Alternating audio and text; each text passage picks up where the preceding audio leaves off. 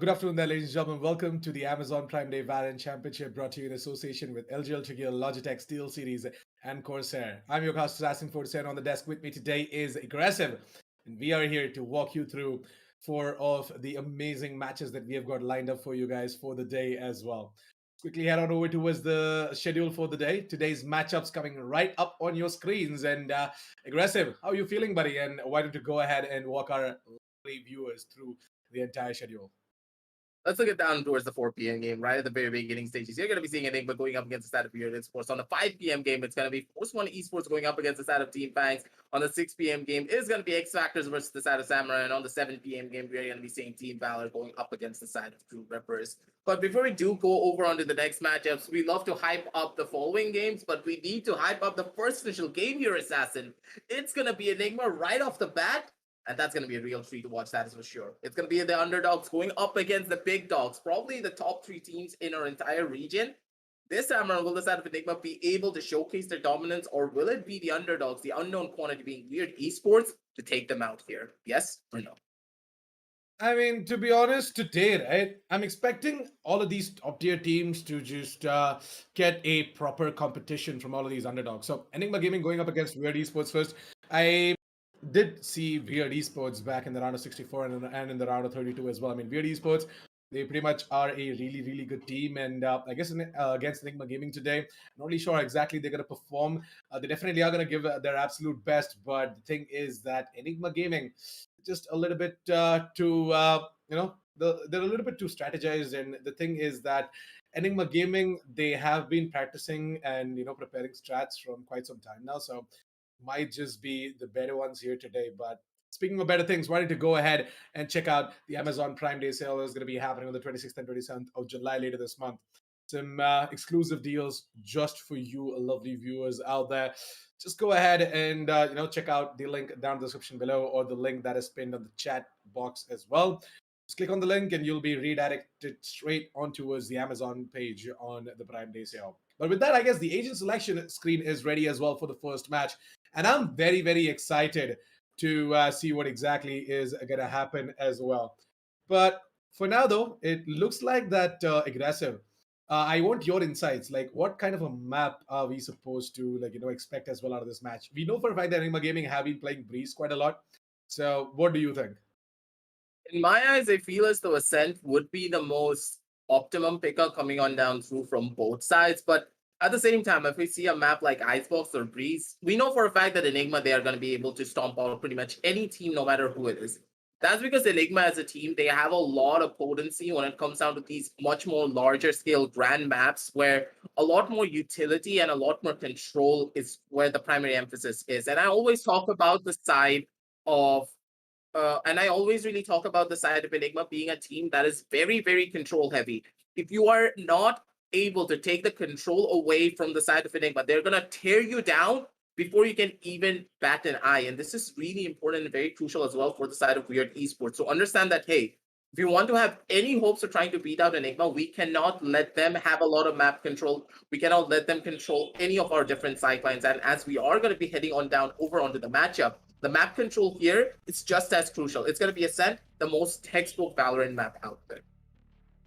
Oh, I mean, they don't expect to see Ascent over here, but I guess Weird Esports, they do know for a fact that Enigma Gaming are going to be, absolutely unbeatable on maps like Breeze and Haven and all. So why don't we go ahead and try them on maps like Ascent or Bind? And yeah, Ascent definitely is a better pick for the side of Weird Esports because it is going to give them a little bit of a heads up as well that hey, you know what, we might just go ahead and win it out against Enigma Gaming. You never know. All we have to do is just get our strat book ready and basically, if possible, try and play a better version of the default one as well. I see Hika on the raids, and you know why I'm excited. Do you know why I'm excited, Assassin? Just say it. I know you want to.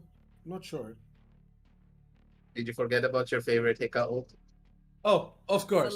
I mean, you know what? I kind of was trying to avoid it as well because Hika, he kind of was disappointed and he was like, I'm used to this. And I was like, okay, you know what, Hika? I'm not gonna say it again. Like, I am not at all gonna mention it again. I won't hurt your soul. We all love you. So, so I was just trying to avoid that as well, but then you just put it in me. I'm gonna get it back again.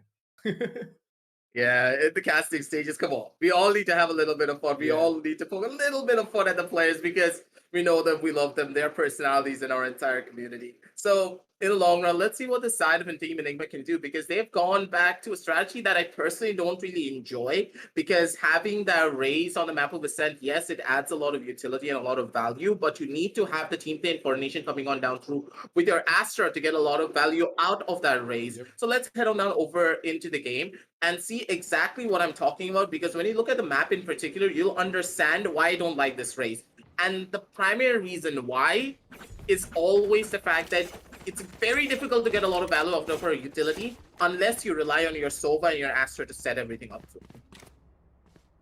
Interesting. And you know what I think? Like, from the side of Team Enigma Gaming, them starting off with the defense is definitely going to be a little bit of a problem for Weird Esports because Weird Esports, we know for a fact that Enigma Gaming and their defense on the map of Ascent is far superior than their attack. Let's see now. You see what I see? Yeah, I do. It's a raw fuel coming on down through, but just as I was talking about raw fuel, already the match is just about to start and FC gets the first initial kill. Honestly, this guy is a little bit too aggressive for his own good, but at the same time, look at Hika, raw fuel. They're going in for a couple of plays. They're going to be jiggling left. They're going to be going in right. And it's just going to be a couple of little bits of damage and a lot of information coming on down through for the side of Enigma. And all of the members of the side of Weird Esports, they've been folding down towards that B side. Where Batman, he's just holding strong and he's waiting for his moment to shine. But for now, the Godbexy is going to be the one to go ahead and gain some intel. He knows for a fact that there's someone over towards the Log's position, but at the same time, Batman is the only part of defense over towards B. We are expecting him to get the frag on towards Chaos. That is the most amazing trap wire setup in order to just hold on to that specific area. And Batman is just going to try and hold on onto the site as well. And it looks like that he's not going to be able to do much. He managed to get himself a double in that round. All down to easy, 1 versus 2, and easy. Being critically low is going to get taken down as well by MF God. That is going to be 1-0 as we move on towards round number 2. Interesting stuff coming out from the side of Weird Esports, and that mid take as well as the straight up B take is what I kind of got hooked onto from the side of Weird Esports. It was good. It's a really good adaptation coming on down from them because whenever you're getting pushed by your opponents from multiple different angles, it's really difficult to keep a calm head and then go in for a lot of those different engagements. But it was really smart. I love the fact that the Phoenix coming on down too. or just went in for such a beautiful flash to circumvent a lot of the pushes that could be coming on down through, and you have to give it to Crucial to also go in for an amazing play down from his end. But at the same time, Ezzy, this guy on the Sheriff and his mid, we have seen him just pop heads every single time, even when they were going up against him. And right now it is going to be MF God to just try and What? put that Bulldog into use, right? And Bexy? yeah, he still managed to get the frag with the classic. Interesting, isn't it? The guy is just an absolute god when it comes down to using these pistols as well. And with a minute and 5 seconds left on the clock, you would see Enigma Gaming with the man advantage. They've got an amazing hold over towards the A-main's position, and Crucial is it is his namesake right now in this specific round. It is very, very crucial for him to go ahead and get all of these frags. If Enigma Gaming walk away with this round, well, that is going to be a bit of a hit onto their economy as well. Now, with things going on now just a little bit more, it feels as though all the members of the side of Team Weird Esports, they're making it a lot more slower because they know for a fact that if they lose out this round, as you just stated, it's going to be a massive hit when it comes down to the terms of their ego. And I like the transition coming on down through from our observer. Just literally swapped over to the Astra, and I thought that it was actually Ezzy opted to go in for a couple of Astral Stars. That threw me off guard just a tiny little bit. But what did not throw me off guard was Ezzy going in for a beautiful dig. He's going to be good for one. He's not going to be able to go for the second. But still, he's going to be able to deny the plan. It's going to be crucial trying to go in for a couple of plays. Plan has been denied from the side of Vic, of the Astra. And Ezzy, he just shuts everyone down. And it's going to be a thrifty round going on down through for the side of Enigma. The round was so beautifully done. But at the very end, I feel as though Crucial, he nearly clutched out this round for his team if he was just able to get that kill down on the Ezzy. But I feel as though the side of Weird Esports, they had a tiny little bit of a communication breakdown that caused that round to not go in their favor. Completely agree to you on that. I mean, round number 2 wasn't supposed to go into the favor of Enigma Gaming, but then, you know, Enigma Gaming being Enigma Gaming, they're going to be really good on their pistols. They're going to go ahead and get that first round of the board as well, tying things up with the scoreboard and moving on towards round number 3, where it's going to be time for He-Man to show us what he can do with the Marshall. And I guess for now, though, he wouldn't be able to connect anything. Easy is just going to play him. And I guess finally he's going to go in for that white peak as well. Down to 13 points of health, Easy. Turret. Oh, absolutely. Yeah, you absolutely can't go ahead and take that fight with the turret now. Just going to be careful. Raw Fuel, on the other hand, is making his push alongside Hikka. So both of these guys are going to try and come in with a little bit of a backstab. There's going to be Chaos to most probably get taken down. And I guess He-Man, he's looking to just enter the site. He's just dash in, maybe? Yeah, maybe he can dash in and break that trip as well. There's a trap fire over there, so all he has to do is just go ahead and get it done. Now God Wexy, not going to be able to spot out MF God, while MF God tries to just, you know, sneak in towards the defender's side spawn. But if he gets taken down, it's going to be Raw Fuel to come in with that. Except what I was talking about. Satchme left round 1 versus 4, and Raw Fuel comes in, gets his quad, and puts up the second round of the board for Enigma Gaming. That's just Raw Fuel for you, ladies and gentlemen. As soon as he gets on that server, we know for a fact that he's going to tear down everyone and tear down the walls of any hopes and dreams that this opponent team will have. And this is why it's very important that you cannot let Raw Fuel start going in. But Batman? What was that lineup? He didn't even need to stand still. He just did a running lineup and he's keeping on going. This guy on that Cypher, I call him Boogeyman for a reason, and you can exactly see why. This guy just won't stop, and he will always amaze us with every single one of his lineups, and of course his raw mechanical skill. So Raw Fuel aggressively moving in over towards the A-main's position. No one's going to take out the tap. No one's going to take out the recon down for him. And wow, Raw Fuel, nice little dash. I guess you were supposed to dash in over towards the right-hand side and not straight. Oh, good shot. Yeah, good shot coming out from the side of MF God as well, and Hikka is going to be going down easy. Now aggressing in towards the binaries, and with a minute and 10 seconds left, I guess in a 3 versus 3 situation, this can go either ways. Yeah, at this point, both of these teams, they're at each other's throats, and they know exactly where they are, more or less, because with a lot of the information being given away down from the side of their teammates who did die out towards that main area, things have stabilized just a tiny little bit. And with that outrun, they know for a fact that at the bare minimum, 2 members are holding down towards that A side, so the B side only has 1 player. But that one player is Batman, and they're walking down into his death trap soon enough. The cages are going to be going on down through, and the tripwires have been placed. So Batman can easily try and go in for a kill if anyone wants to walk on down towards that boathouse angle. But with the push now going on down through from the back end, Batman knows for a fact that there's a couple on the left, there's a couple on the right. He's going to be able to take the one on the left, and he's going to be going in for that jiggle. He's going to be going in for that swing. He's not going to be able to survive though, because instead it's going to be MF God being able to stab a bullet into his skull to take him on down out, sending it over into a 2 versus 2 situation. The alarm board does go on through from the side of Chaos. Maybe he's going to be able to survive. Maybe he's able to go in for that kill, but Vexy, he wants to try and go in for that play, but he's not going to be able to find it out because Ezzy, he went in a little bit too early. Things are not looking up just yet. The recon ball does go on through, spots out God Vexy, and the shots are going to be coming on down through, tying him down to really low levels of HP. Not much that he can do. Chaos is going to be able to thread that needle instead and get a bullet into the skull of God Vexy, sending him back towards the defender side and spawn. And with that, that's going to be 2 and 2 on the scorecards. And what I love coming on down through from the underdog team here, Assassin, is the fact that they're able to change up their strategy so well and adapt to a lot of the plays coming on down through from the side. Yeah, I mean, Weird Esports, they are, they are reading Enigma Gaming right now, and they know for a fact that Enigma Gaming have got certain setups in terms of their defense on the map of Ascent. And Weird Esports, they are, sort of working in and around those setups as well. So I'm really happy to see Weird Esports bringing in all of these changes, but at the same time, for how long though is going to be the question, right? Enigma Gaming, they're going to pull something or the other out of the book, and maybe Weird Esports might just not expect that to happen as well. So let's hope that Weird Esports are going to be able to walk away with as many rounds as possible on that attack so that the defense becomes a little bit more easier. Now with the defense going on down through, it's going to be easy once again with the Sheriff. Like, honestly, this guy on the Sheriff, he never fails to amaze every single time, but at the same time, do you know what also doesn't fail to amaze? Hika going in for a wide swing and getting a kill down on the MF God. He does get straight on out, but was a really good shot as well, and now a lot of the pressure is going to be going on down on the raw fuel to go in for a couple of plays. Throws out a couple of jet dives, and he's going to get 2 kill. Crucial. And that Phoenix, he was just not ready for it, but do you know who was ready for raw fuel? It has to be he, man. Beautiful headshot coming on down from him, sending him back down to where he came from. Now, Batman holding the flank, and with He-Man being very low on HP, there's not much that they can do. Batman spots out the jiggle, but Samsi, he probably did see Batman, and he's like, nope, I'm not going to be going on over to that side. I know for a fact that one player is going to be holding there. We need to take our chances, go down towards that A side, maybe go in for a possible play. He-Man opts to go in for that dash. No one's going to be holding on down that angle just yet, and it's going to be Ezzy. Just too consistent, just being too good every single time. Third on the board for the side of Enigma, ladies and gentlemen. With them, moving on down forward over to the 6th round on the board.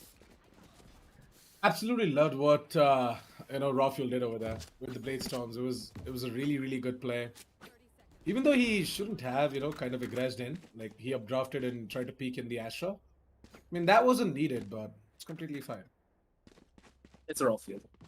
Yeah, Rawfuel is just an aggressive player, man. And I absolutely love to see him. Like, he's an amazing fragger and such an important asset to a team. Mm-hmm.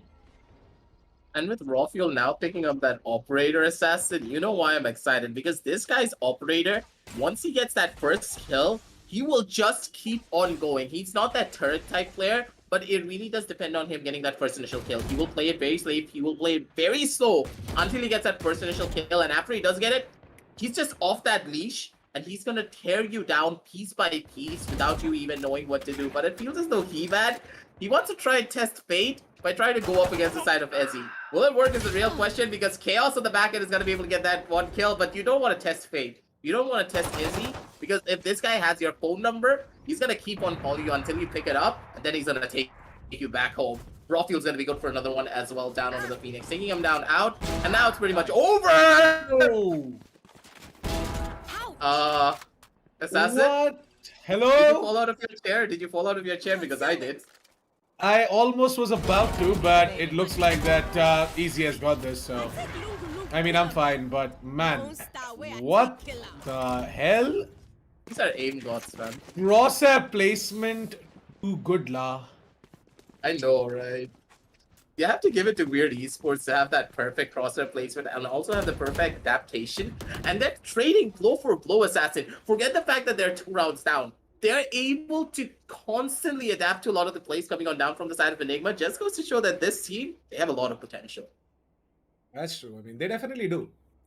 They're here for a reason, right? Facing off against Enigma Gaming, and they're putting out a tough fight. It just proves their mettle as well in this specific match. I guess this sort of a trend is going to keep on going, where we are going to be seeing, rounds back and forth going into the favor of both of these teams. There's going to be chaos to go ahead for the peak and get taken down by Raw Fuel, where it's easy. Nice. Not going to be able to hold on over to his short position. It's going to be time for Hicka to go ahead and get himself a double and a triple. And he does, ladies and gentlemen. Hicka, as always, is just going to frag like a beast and put up that triple as well for himself on the board. Crucial left turn on 1 versus 4. Not going to be able to do anything important for his team. So, yeah, Rafael is just going to come in and take him down with that operator. We've thrown to the board for Enigma, and I guess Weird Esports. Things are starting to, sort of get out of their hands. Yeah, the side of Enigma, they're just able to control so much more so much more of the map, in comparison towards the side of Weird Esports. They're giving away a little bit too much room. And once again, it's that dynamic I was talking to about previously. You cannot let Enigma dictate the pace of the matchup. If you allow them to take map control without them investing any form of utility, you're already going to lose out on the map before you get down into the site. And that's what just could be happening here once again. The shock darts are going to be raining on in, though. Godbex is going to be able to dodge it out, but Badman does take a chunky little bit of damage with a meat shot coming on down through. Things are just going to be looking a tiny little bit grim down towards the side of Enigma, but at the same time, when you consider the gun advantage being in their favor, again, it's going to be MF God being able to slap Raw Fuel straight in the forehead with that sheriff shot, but Badman's going to be able to get that revenge kill, being able to take down He-Man, sending it over onto a 4 versus 4 situation once again. But with this fast rotation going on down through over towards that A side, and the Cypher's hat now going on off, Badman, they revealed their position, and the bald Cypher is now on the server. And we know for a fact that Badman, he doesn't like to be bald. He's a boogeyman, and he needs his hat if he wants to try and go in for these kills. So with 45 seconds left on the clock, it's going to be Weird Esports to just rush it over towards the A side. And I guess Easy is going to go ahead and put down that specific gravity wall. And Hicka is going to throw in the nade at the same time. The nade is going to get himself a kill, whereas Easy is going to go ahead and get himself the rest of the 3 as well. Wow. This is just insane. I think that we can see the primary difference coming on down through from these two teams as well, Assassin. The side of Weird Esports, they are much more reliant on their aim in comparison to their utility. While the side of Enigma, yes, they have incredible aim stars. We know for a fact that they're absolutely dangerous.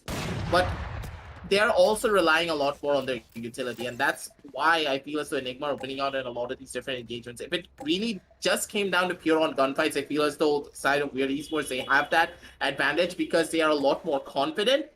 But with a lot of the utility being thrown out from players like Ezzy, it's just really impossible to get a proper gunfight without just getting sucked on and then getting stunned every single time. And on this 6-2 scoreline as of right now, ladies and gentlemen, I feel as though Enigma, they could just take it all away in a matter of seconds if the side of Weird Esports are not able to pull off a miracle right here and right now. Yeah, Weird Esports for now, though, they are looking to move it over towards the B side.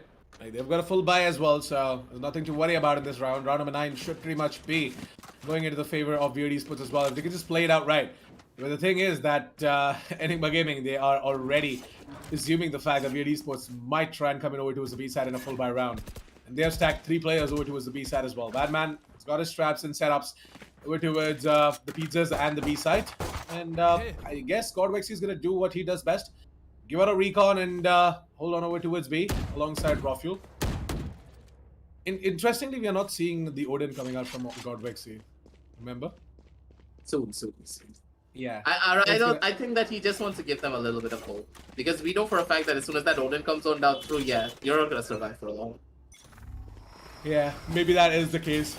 It's going to be Rafuel is going to be completely blind, and we are going to be seeing all of these players moving in from the side of Team Weird Esports as well. Oh, nice little Rafuel coming in once again. That's right. Just tons and tons of utilities on towards the B main position as Rafuel is going to miss the shot, and he's going to miss the shot at maybe, getting himself a highlight reel. Warwexy, on the other hand, he's holding on. His position has been revealed and he's going to get taken down as well. It all comes out of Badman right now. And that 3-man setup over towards the B side did not work out. There is Hicka with the ult. And this time, there ain't going to be any Hicka ult moments. But, yeah, he's going to go ahead and get himself Beautiful kill as well. Although no easy to 1 versus 2. He can actually make this happen. All he has to do is just go ahead and take down the Phoenix. But Sassy! Look at that cross placement as he takes down easy and puts up the 3rd on the board for Weird Esports. Nicely done, Weird. As Enigma Gaming, despite the read, they were not able to do anything aggressive. Yeah, that was so crispy as well from the side of Sasmi. And once again, it is that dynamic that I was talking about. Do not let the side of Enigma dictate the pace of the fight. Use a lot of your flashes. Be aggressive. Take map control. And then you bag the entirety of Enigma into a corner. And I feel as though Enigma as a team, that's one of their main weaknesses. Is that if they don't have control and if they get rushed on, they're not able to stop it as much. But when it comes down to those control-based plays, you cannot match Enigma whatsoever. And the side of Weird, they have figured it out, but at the same time, they figured it out a little bit too late because that Odin is now up. And Assassin, it's your turn to try and take the mic and go in for the cast. That's right, Sasby. Well, it's going to be time for him to go ahead and grab some frags as well. I'm not really sure why isn't he just aggressing in with that run it back. Well, he tried, but the thing is there is just a lot of setups to stop him at his specific path as well, his destination. But now though that is going to be the Astra that is crucial, is going to go ahead and come in with a little bit of a flank, and Badman is pretty low. Badman might just get taken down, and Sasmi is trying to get that frag onto Azizi as well, but that Easy is just way too good. Badman snaps back to speed and takes down the Astra that is crucial, trying to come in with a flank, and surprisingly Enigma Gaming, they get it all back. Despite all of the chaos, they still make it happen. What just happened, Enigma? The fact that they wanted to try and stop this amazing rush coming on down through from the side of Weird Esports. And I feel as though the utility usage was just not that potent coming on down from the side of Weird. That's why they were not able to break through a lot of the defensive line that the side of Enigma had this time around, because they switched up their strategy. They played it a lot more defensive instead of trying to go in aggressive, with Ezzy using a lot of his own utility to circumvent the push and then slow it down enough so that they, once again, the side of Enigma could get back in control. This time around though, this round in particular, it's going to be Iga getting that first initial kill down onto an over-aggressive He-Man who wanted to go in for a kill down on a raw fuel, but his knives were just not hitting right at that moment. Good movement coming on down from the side of Raw Fuel to dodge out those shots, but at the same time, Raw Fuel, I don't think he got the memo. I don't think he's going to be slowing on down, and he's looking to go in for another kill. Knows for a fact that Crucial is holding down that angle. Wanted to go in for that push, but good P-hops and good airstrafes coming on down through from the side of the attackers. They're going to be able to survive, but Sasmi, this guy on that Sheriff, he's too clean, but Raw Fuel on the Phantom, he's just a tiny little bit cleaner. I mean, raw fuel on the Phantom is something that you never want to miss, right? It's just like raw fuel with an operator. So, yeah, raw fuel with the Phantom. Like the Amazon Prime deals. Yeah, of course. I mean, that too. Yeah, nice. My comrade is learning. I like it. I like it. I am your son. I am your son. Yeah, my son. My son is learning. He's becoming the master. Yes. Nice little clean segue right there. But yeah, guys, you don't want to miss out the Amazon Prime Day sale. Please go ahead and check out the link down in the description below, and also the pinned comment in the chat section. Heading on down over to this round though, ladies and gentlemen. Things are just looking a tiny little bit more up with Higa getting that first initial kill down on the He-Man. Higa's gonna be good for 2. Will it be good for 3? No, he will not. Instead, it's gonna be Sasmi being able to get that kill instead of Raw Fuel coming on down through with those knives. So he wants to go in for that pick. He wants to go in for that kill. He's not gonna find on much just yet, but with the shots already got down, they know for a fact that the spike is still down in no man's land. But at the same time, they're not going to be able to get out much more than that. This is going to be hitting on down over into a 3 versus 4 situation. So it's still going to be going on in, and Raw Fuel clearing out all of the angles. And now he's able to take an advanced position down towards the winery angle. But at the same time, the side of Weird Esports, they should expect this. They need to clear this, but I don't think they're going to be clearing it, ladies and gentlemen. And this could be disaster spelling right here and right now. One footstep is all that Raw Fuel needs to go in for that swing and go in for this kill. The timing is not going to be on his point. And Sasmi, he's not going to be clearing the angle either. He's gonna be able to spawn out 1. He's gonna be able to spawn out 2. And Raw Fuel, man, this guy and his spray control is just too good. And the side of Weird Esports. Yeah, can we see that in slow motion, please? I mean, if you got the replays ready, let's just freaking go. Raw Fuel, so confident, so bold with all of that insane frag. Look at this. Look at it in slow motion, guys. Oh my god. That's crisp control, man. Yeah, crisp. Clean lock. Like, I say this because it's really hard to just, maintain that consistency when you're spraying with a Phantom or even a Vandal. And Raw Fuel, just being the master of that spray control, he's just insane. Like, absolute beast. Yeah, that's raw fuel for you, ladies and gentlemen. This guy, when he's feeling himself, he's gonna be able to be that absolute dominant force on the server. But you know who else is that dominant force? It has to be MF God, because this guy on those sheriffs, on those shock darts, he's just too good. And Sasmi and He-Man, though, this time around, they're gonna be able to get a couple of shutdown kills themselves. Ika's gonna be able to jam one down through with his own frenzy, but he pulls out the grenade right at the wrong time. Shots are gonna be going to left, shots are gonna be going to right, and it's gonna be He-Man being able to get a triple. Godvexy does shut him down, but crucial. He's gonna be able to get that final kill and get the frags for his own team, sending him down over to a 9-4 scoreline and starting off the second half with a pretty good start coming on down through from the side of VD Esports. Yeah, VD Esports, them going ahead and securing themselves a pistol round is a really good thing. But you know what else is good? Enigma Gaming on their pistols. So yeah, you should not take this round lightly. Go ahead, get all of your full shields on and your SMGs ready as well. Wow, He-Man, he's just a little bit too insecure. He's just gonna go ahead and pick up the Phantom. He's like, I don't trust Enigma Gaming. They might just go ahead and take us down. And oh, easy. He already has started the massacre. Pentagon took down the Solar, and it's going to be crucial to go ahead and take down Godvexy. There's a player He's walking in. Yeah, it's going to be Raw Fuel to take down the Phoenix. No! Raw Fuel is going to miss big time, and I guess Sasmi might just get taken down. No. Nah, Sasmi's got this. There's going to be Badman to come in with the sheriff of his own. And a minute left on the clock in a 2 versus 4 situation. Let's see if... Oh, no! Badman! You can't delete chaos like that. As he takes it down to a 2 versus 2 now from a 2 versus 4. Nicely done, Enigma Gaming, as Badman is just looking to move it over towards the boathouse. And oh, crucial. I thought that he might just be able to pull him off. And yeah, that's not going to happen. It is going to be He-Man to drop in that smoke. And I guess he's going to try and get the frag first. Oh, 10 HP. Oh, no. He's down to 10 HP. Almost was about to get taken down by Badman, but thanks to Crucial in that gravity well, Badman was not able to aim properly. And oh, hold on a second. I thought that it lagged. I thought the defuse lagged. A little bit, but hey, it's Valorant for you sometimes, ladies and gentlemen. It lags, it breaks, but hey, we still love this game.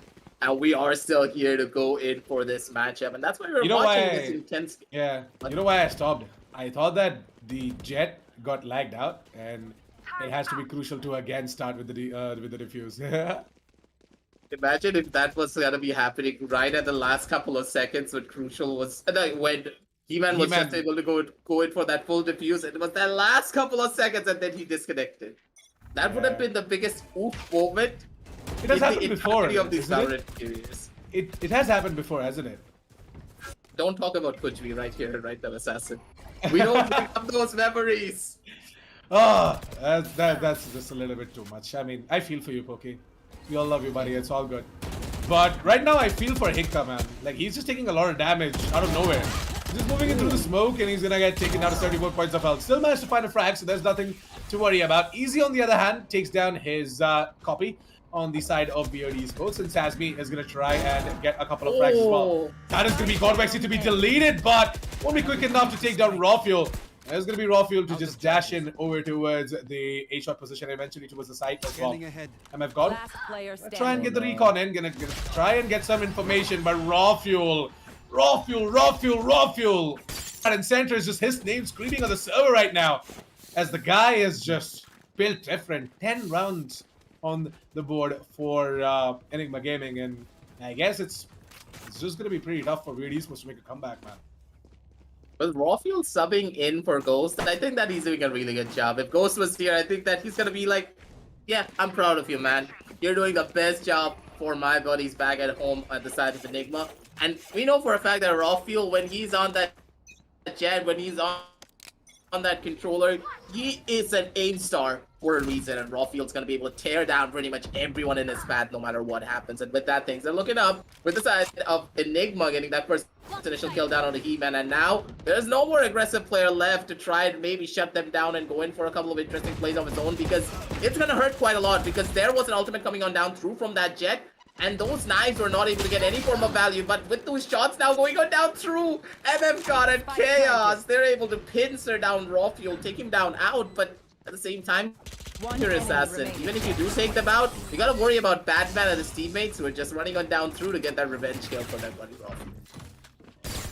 That's true. That's going to be the 11th of the board for Enigma Gaming, ladies and gentlemen. One more round and they're going to secure themselves a match point. And I guess the journey for Weird Esports in the Amazon Prime Day Valorant Championship just going to get over here. Like, this pretty much looks like an impossible comeback to make.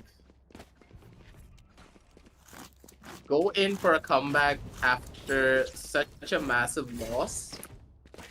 It's gonna be pretty difficult, but I feel as though Weird, they have that potential, don't you think so, Assassin? Because after all of the things that they have done, after the aim potential that they have shown, they could possibly go in for a comeback, but it's just not gonna be easy. They need to try and do something a little bit more different, and that's exactly what MF God did. He went in aggressive. He was like, I need to take away the level of control. The trades are beautiful as well from the side of Weird. With He-Man getting another kill down onto an over-aggressive Hiccup, things are looking up, but at the same time, Batman is like, nope. You take down my buddies, I'm gonna take you out, I'm gonna take off my hat, and I'm gonna get extra mad. Because now is where the real fun is about to start, because the Bald Cypher is on the server right here and right now. Take flight. Man, just look at that lineup. Look at the Cyber Cage lineup coming out from the side. Yeah. Batman is just gonna go ahead and, you know, just gonna toggle it on. He's gonna toggle on the Cyber Cage, and with that, he doesn't have to give a damn about where exactly the final two players are, because Godwexy has already gained that information. He knows that both the players are coming in from the tree rooms, and it's gonna be Batman to get taken down. But oh, Chaos! He was this close to taking down Godwexy as well. That's right. He could have actually had both the players from side of Enigma Gaming in a single spray down, but unfortunately, and he's not going to be able to do it, and it's going to be the match point for the side of Enigma Gaming. 12-5, and as I said, Weird Esports, well, it's completely fine. I mean, they tried. They are really, really good players. They've got the aim. They've got some sort of a strategy as well, like a revised edition of the default setup, but still, they have a long way to go. And with experience and, you know, participating in a lot of other tournaments as well, with the side of the esports club, against all of these top tier teams, they definitely are going to get there. Now with the beauty coming on down through, it's going to be another grenade being thrown out from the side of Hiccup to try and get a little bit of an advantage. And that showstopper, Hiccup coming on down through, will it happen or will it be another massive play? It is going to be a little bit of a Hiccup, and yep, he did die out as well. So I think that's like a dictionary version of a Hiccup. Yeah, I mean, a proper Hiccup. But yeah, Godwexy. Right now, though, it is going to be him to try and take care of Chaos alongside the rest of his comrades. Need to take down Chaos and take out the Killjoy's lockdown as well. There you go. Lockdown's going to get taken down. It's going to be all down to Sasmi. He's got his running back ready, by the way. So the 1 versus 3 situation, we are going to be seeing all the ults coming out right now on the server. It is going to be the running back coming in really, really soon as Batman. Just gonna sneak inside of his own cyber cage. Sasmi's not using his ultimate yet, and it's gonna be Batman to just tap his face away. End it in style with a 1 tap, and that is gonna be 13-5 as we close out this specific match. Enigma Gaming, congratulations for getting that victory against Weird Esports. And we thought when the match started that this might be a close one, but it looks like that Enigma Gaming, they still got it, buddy. Yeah, Enigma Gaming, they're doing it beautifully, and they were able to consistently use their utility to get them a lot of those different advantages. And I feel as though that was the main difference maker between these two teams, because when it came down to raw skill, raw mechanical skill, sorry, I don't believe that the side of Weird Esports, they were running short. They had all of the aim, they had all of the game, and they had the game sense as well, but the utility usage and the team play coordination was just not on the level of the side of Enigma. True that. Enigma Gaming, they were just a lot better, right, when it comes down to their defense as well as their offense. The thing is, the entire coordination and strategy was just one of the best out there as well. Oh, by the way, speaking of one of the best, you guys should go ahead and check out the Amazon Prime Day sale as well. Some of the best exclusive deals on there from brands like LG Ultragear, Logitech, Steelseries, and Corsair. The 26th and 27th of July, mark your calendars. Check the link down in the description below. Click on it and head on over straight to the Amazon page and check out the sale as well. I mean, you guys can do that after we are done with the highlights and when we are going to be jumping straight into the break. So until then, just hold on to your seats. Don't go anywhere. Just going to run you through the match highlights for now. So aggressive, tell me, after Weird Esports went ahead and got themselves a pistol round, Enigma Gaming, in the second round itself, with nothing but the pistols, they got themselves the first round of the board as well. It was sort of like an even Stevens, and things were pretty close for a couple of rounds. But then Enigma Gaming, they just activated themselves. Raw Fuel started activating themselves. Hiccup started popping off, and then Weird Esports, it looked like that they just lost control. Yeah, it felt so weird. They didn't really know how to adapt to a lot of the utility coming on down through from the side of Izzy. And I feel as though whenever an Aster player is just a little bit too good when it comes down to his utility usage, you find yourself in a sticky situation where you don't really know how to take a lot of those different engagements. And I feel as though that's exactly what happened towards the side of Weird Esports. The fact that Izzy was constantly being able to shut them down no matter what they did or where they went really just goes to show that having an Aster who knows how to use their utility properly all over the map to control a lot of those different engagements is very much important. Just look at the match highlights. Every single time we see them want to go in for a push, it's always Izzy with his stuns, with his smokes, with his gravity well, just shutting everyone down before they can even do anything. And the side of Enigma, I feel as though them having a lot more experience, they're having a lot more cohesion as a team, really did play into them winning out on this map in particular. And of course, they have a lot of talent when it comes down to their raw aim as well. But at the same time, I feel as the Weird Esports, they did really well, don't you think so, Assassin? Primarily because they have the aim, they have pretty much everything in their arsenal to be an extremely good team. They just need time and they need to stick together, as you always say.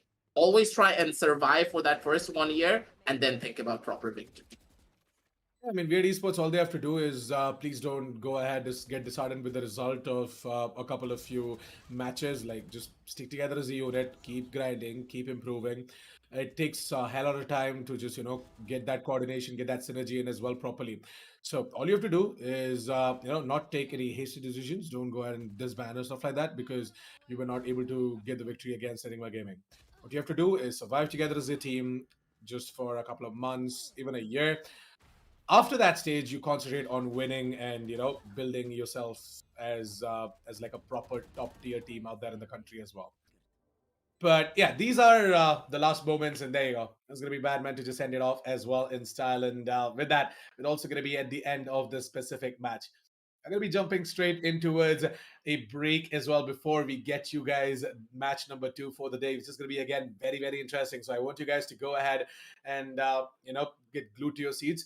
Definitely, you can go ahead and get yourself some popcorn, some drinks to just, enjoy this specific match because it's a Sunday. I mean, definitely, I know for a fact that for a lot of you, it might be a lazy Sunday, but trust me, all this Valorant action just gets that adrenaline pumping and gets you glued to your screens as well. So yeah, please go ahead and get all your popcorns or your drinks ready. In the meantime, also please do check out the Amazon Prime Day sale, as I said, while we go on for a short break. Links down in the description below and in the chat section as well, pinned on the chat section. So please go ahead and check out the link and just browse some of the products on the Amazon Prime Day sale. Well, me and Aggressive, we're going to be right back after a short break with match number 2.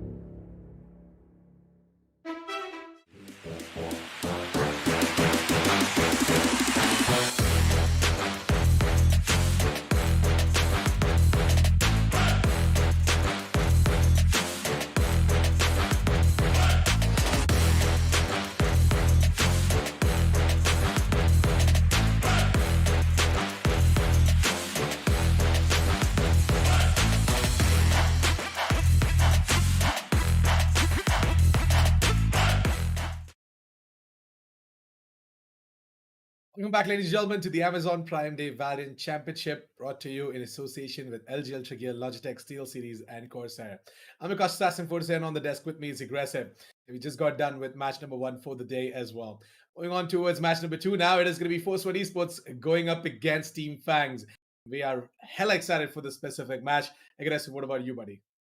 Honestly, this is the match that we've been really expecting to go the distance because we know for a fact that these two teams, they have a lot of history with one another when it comes down to being that top seed, ladies and gentlemen. And at the same time, moving on down forward, things are going to be interesting coming out from both of these teams. Don't you think so? Just as the interesting deals that you're going to be finding as soon as you go down onto the description below and check out Amazon Prime.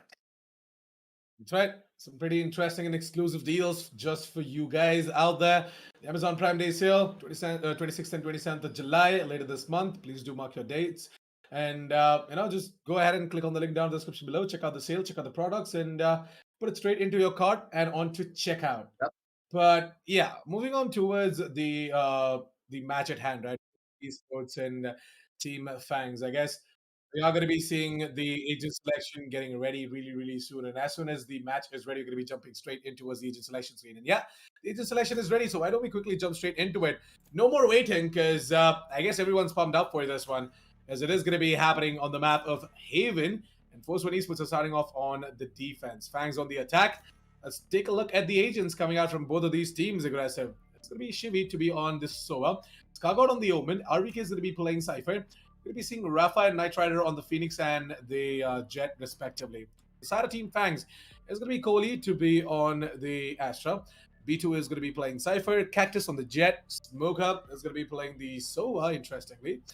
And there's like a new addition to the roster of Team FANGS, I guess. And that is iGod. And I'm really hoping to see him on a duelist. Now, which specific duelist it is going to be, only time will tell. Might be Reyna, it might be Phoenix, you never know.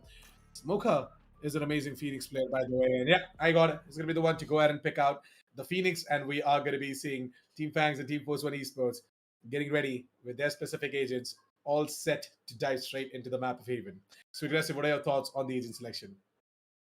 In my eyes, the side of Force One picking up that Omen over that Astra, it's a little bit of a question mark for me, primarily because I thought that they would have shifted towards the Astra completely on the map of Haven just because of the raw utility that she brings down to the table. But at the same time, I like the Omen pickup as well because Skargod, he is known to be a very aggressive player, and the Omen will facilitate him for that very aggressive play style with a lot of his own teleports and, of course, the paranoia being present. But at the same time, you're going to lose out on the utility game coming on now too from the side of Team FANGS. And I really hate it when the one difference between two compositions is the controller, because the controller with the more utility will always win out those engagements if and only if the other controller, let's say if it's an Omen or a Brimstone, is not having a crispy day when it comes down to his raw mechanicals.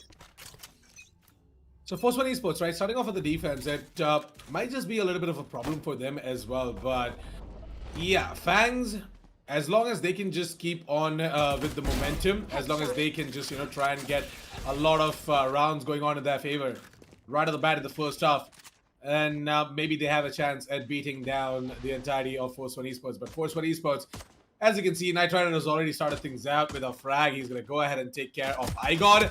And it looks like that iGod, well, it pretty much is like a debut for him as well in this specific tournament with FANGS. And his debut, it hasn't started off in a good note. Yeah, honestly speaking, iGod, he has to be feeling himself just a tiny little bit, but at the same time, they need to be very much careful because all the members of the side of Force One, they're not going to be giving off a single bit of inch of space, not even a single peak, sorry. At that one gravity well, things could just go horribly wrong, but at the same time, when you have your buddy Rafa on your side, what you need to worry about, this one Phoenix can set you up for pretty much everything without fail, no matter what happens. So Rafa right now is just going to further aggress, and he heard all of these players from the side of Team FANGS left. Just falling back, and Knight Rider and Rafa, they both together are going to move in as well from the A lobbies. And oh, that is going to be the sound cue given into Team FANGS, and now they know for a fact that there is the aggression coming in from the A lobbies. With 15 seconds left on the clock, there's a decision to be made here, aggressive, and the decision is going to be to move it over towards the B side. Oh, never mind. Shivy on top of that beautiful trap-by setup coming out from the side of RVK. We're going to be seeing Shivy and RVK closing it out. Shivy with the double and RVK getting the final kill as well. So with that, let's get the pistol round going into the favor of Force 1 Esports, and it looks like that FANGS, they did not start off on a good note, but it's completely fine. You know, we have seen teams losing out the pistol and then losing out the round following that as well. But as soon as the full buy comes out, they become something entirely else. I have to give it down towards the side of Force 1, though, to have such a strong defensive setup down towards the east side. And then immediately all the members of the side of Team FANGS are like, hey, maybe they don't have a strong setup down towards the side of B and towards the side of C. But nope, they were horribly wrong. And it was a fast and aggressive push coming on down through from the side of Team FANGS that really did cause them pretty much everything, but down towards the back end, towards the garage angle. It's going to be a couple of shots raining on down in, a lot of utility being used, and a lot of bullets being sprayed, and instead it's going to be Cactus with the first initial kill, but still Scargot is going to be able to live through it. He's going to be able to get that first initial pick off, and Igon catches out RBK, who was a little bit too overzealous down from his end. And honestly, at this stage here, Assassin, this could just be a 50 round going on down through. If Knight Rider is not going to be able to get that first, he's not going to be able to find it, but still he is able to recover and get a kill down onto Igon instead, sending it down over into a 1 versus 2 situation. 2 versus 2 situation with very low levels of HP coming on down through from the side of Force 1. And at this stage, Smoka, he really doesn't have a lot to work with. He wasn't going for those shots, but that classic is just not going to be good enough. And at this point, Assassin, I thought this was done and dusted. 20 HP and 20 HP coming on down from the side of Shivy as well. Collectively 40. Quick maths, ladies and gentlemen, but at the same time, this was a little bit too close for comfort. The side of Force 1 nearly lost out on this one. Well, I really love the fact that you did some quick max over there. And yeah, like we'll definitely appreciate that when you know, moments like these happen. 20 HP on both of these players, and they still managed to go ahead and get themselves the win. Interesting, isn't it?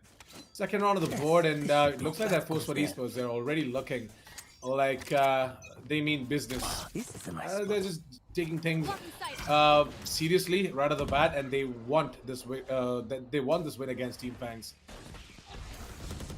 Playing it slow, they're playing it smart, and that's exactly what they need to do. On the side of Team FANGS, I feel as though they stepped out that gas pedal just a tiny little bit, understanding that, hey, if we go in for a lot more of these aggressive rushes, Team Force 1 are known to constantly change up their strategies and come in for a lot of those different engagements. But at the same time, that spike has been spotted on out, and with the spike being spotted, they know for a fact exactly where the defenders are, exactly where the attackers, sorry, are going to be pushing on down on towards. That has to be the B side, and that has to be the angle of Garage. But with the B side, execute imminent soon enough, and with this first initial kill, that could be coming on down through from the side of Cactus. Right on the cards, things are looking up for the side of the attackers, ladies and gentlemen, because the B side control is to be established soon enough, and with the utility being thrown out as well from the side of Khalil, execute should happen almost immediately, and the spike is going to be going on down soon as well. This is going to be Scargot to be smoked off, and I guess he needs to be careful. If he isn't going to get out of that position right now, he's going to get taken down as well with all of these spams. Looks like the Knight Rider might be able to get the frag, and yes, he will. So just with the pistol as well, desperately. No ammo left on the SMG, and it's going to be Scargot to be hunted down, but Rafa comes in from the back lines. And look at this Force 1 Esports. They're going to make this retake happen once again. Together as a unit, they shine as Force 1. They're going to show FANGS what kind of a force they come up with. Oh, was that important? Honestly, I think that Team FANGS, they did a little bit of an oopsie from their end as well. You should not have gone this aggressive just to kill one player. They didn't have B-Mid control. They didn't have C-Link control. An Assassin. At that stage, you're supposed to play much more based upon outside of the side. Play down towards the play down towards the guarded angle, sorry. And play down towards Garage to maybe go in for a possible flank and cut off the rotations that could be coming on down through from the side of C-Link. But instead, them all pushing on down towards the A-Link angle instead. A little bit questionable to say the very least, and it feels as though Team FANGS, they did not start off on the right foot, and I'm really hoping that they're able to bring it on back down to their head just a tiny little bit, because with the first initial headshot coming on down through from the side of Cactus on the Shivy, ladies and gentlemen, things are just going to be going down a little bit more spicy with the 100 speed now being popped, and also the running back coming on down through from both sides, ladies and gentlemen. This could just be the interesting play that they needed. It's going to be Night Rider with that first initial kill going on down on the wall. He's going to be able to take down a second and Rafa with the running back right at the very last couple of seconds. It's going to take down IGOT as well. And with that, the round started up on the right foot, going on down through for the side of Team FANGS. But at the very end, it was just a horrible show and a bloodbath from the side of Force One to bring it all back down to a 3 versus 2 situation.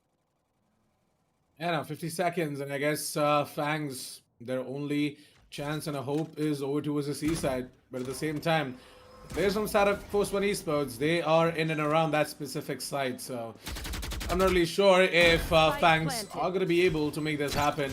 But if they can, then that is going to be awesome for sure. Rafa has got himself 2 curveballs ready, and Night Rider is coming with a flank. And no one knows this, by the way. It is going to be RVK. Got to take down Smoker. They know where exactly Cole is. And Cole knows that he's surrounded from all 3 sides. There's no escape whatsoever. 4-0 is Force One Esports once again. Man, despite even being an attacker side of map, right? FANGS are not able to do anything. It looks like that Force One Esports and their defense is just far too superior. Yeah, I feel as the Force One, they have that level of strong defense down on there, and primarily because they're much more based upon control and discipline. And I feel as though FANGS, they're not really able to coordinate together as a team as much. IGOT sometimes falling back a little bit too much, or he's over-aggressing with the side of Team FANGS not being able to back him up as properly. And the communication is just not there as much as you would expect. And it's understandable. You have a recent addition to your roster. You don't know how he's going to be playing, how he's going to be going in for a lot of those different engagements. So I will say no harm, no foul down towards the side of Team FANGS. They're still trying to calibrate themselves to the playstyle coming on down from the side of IGOT. Because we always talk about this as well. Whenever you get yourself that new duelist, you need to have a level of communication between each other before you can finally play as a well-oiled machine. Because whenever you change that initiator, controller, player, it really doesn't hurt as much because they need to set their pace down with your team instead of your team setting the pace down with the duelist. Because setting the pace with a duelist changes up the entire team dynamic in a completely different setting. And he's that player that likes to play it a little bit more slower, not as aggressive as a player like Smoker or Cactus. So at this point, will the side of Team FANGS be able to adapt quickly enough? It's going to be the real question. Otherwise, things are not going to be looking up whatsoever down for the side of Force One. Sorry, not for the side of Force One, I mean for the side of Team FANGS. Look at Cactus is already moving in over towards the B side. The B side has been taken away from the side of Team FANGS, and maybe they might just go ahead and plant the spike as well. It's going to be the Astra to move in closer towards the B site, and yeah, there you go. They're all in. It is going to be Kohli to go ahead and start planting the spike, and it's going to be the Hunter's really pulled out from the side of Shivi. Try and stop the plant as well. Oh, nicely done. He was almost there. Almost about to get the tag on towards Kohli, by the way. But yeah, Kohli's not going to get tagged. It's going to be time for Night Rider to get something. This time around, though, B2 has put the trap in such a way where, Night Rider, as soon as he crosses that specific cosmic divide, he's going to get trapped in the trap fire. Whereas Cargot and Night Rider, they both get him to the frag. So it's going to be Night Rider to take down B2. So the trap fires are going to get disabled. That's right. And Kohli, well, he gets the frag on towards Rafa, but there is RBK and Scargot moving in together. Thanks. RBK moving in from the ceilings and Scargot moving in from the B mains as well. So with that, another successful retake from the side of Team Force One Esports, and I really like this strat, right? So most of the teams, they tend to go into this default setup of just leaving the B side and, playing it out for the retake when they actually are not going to be able to retake as well because they never have any sorts of coordination or synergy. They're like, okay, this is a default strat being used by a lot of professional teams out there. We're going to do the same. We're just going to leave the B side, let them take B. We're going to play it out for the retake. Force One Esports, they're leaving out the B side, but they know how to retake. They know how to move in together as a unit, and they know what exactly they're supposed to do as well. The Smoker playing it a little bit of a song for us down in the background, and I'm always thinking about that cat jab meme whenever I see a Sova doing something like that. But hey, a little bit of fun goes a long way to go up the team morale at the bare minimum. Team FANGS, they need all the morale possible to try and survive. Scargot, he wanted to go in for an incredible play of his own, but look at Cactus, man. This guy is a prickly thorn on the side of the attackers, or the side of the defenders, sorry, because now he's just looking for that ace. Cactus, He's just ready for this engagement. He has his dot crosshair. He had that red dot. He has those knives, and he hasn't even right-clicked once. This man, when it comes down to his raw mechanical skill and his jet knives, he's gonna be able to tear down everyone as if they are butter. Well, a 4K already. He's looking for the ace. He's going to be able to get it, though. He's going to be the $1 million question. There is Knight Rider right on the corner. And there you go.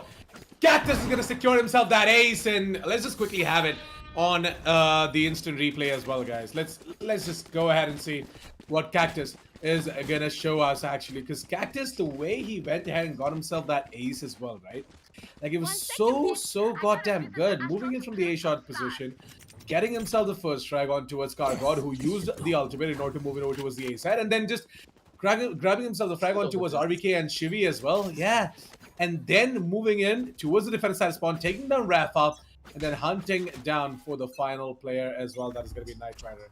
Amazing stuff coming out from the side of Cactus, as the guy is going to get that first round of the board for the side of Team FANGS. And this is not how I imagined it to be, actually. You know, I wanted Team FANGS to, you know, together as a unit, get that first round of the board, but this can't just be a Cactus show once again.